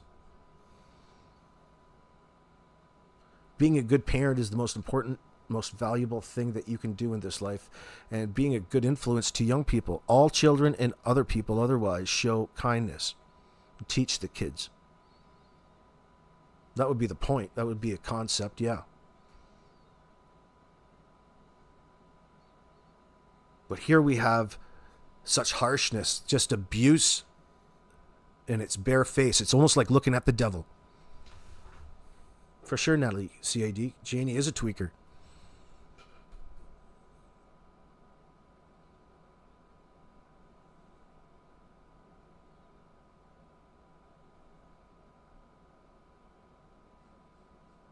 Friends, let's sum it up. It's getting on 3 hours. I'm getting tired. We'll be back tomorrow. Continue this conversation until Jack and Lily find some sort of answer. Why? Because if you were missing, you would want somebody to be out here speaking like this for them. This is a volunteer position. I volunteer to get up here and talk smack at you, Kent, you, Derwood, you douchebags. And Daniel, of course, and Janie. This situation is alarming.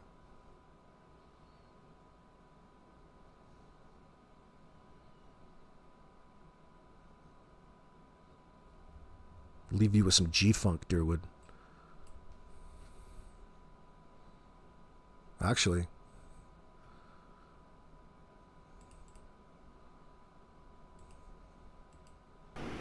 The ambulance was called. We'll do another one. Meth smoking woman.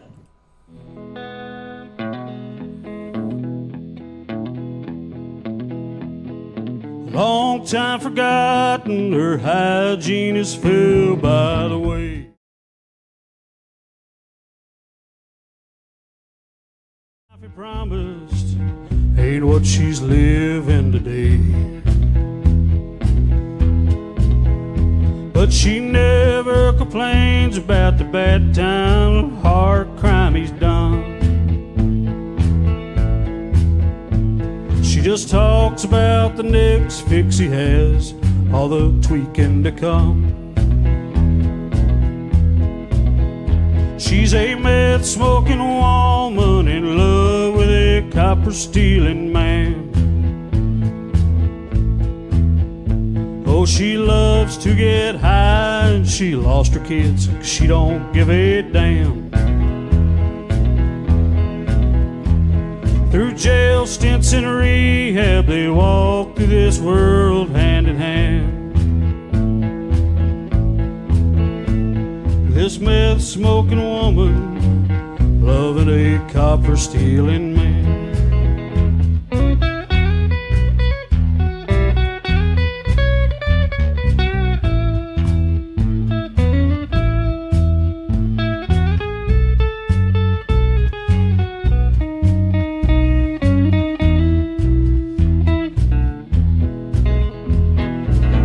Waits till nighttime, gets his flashlight and toolkit again. While you're on vacation, he'll steal the wires from your house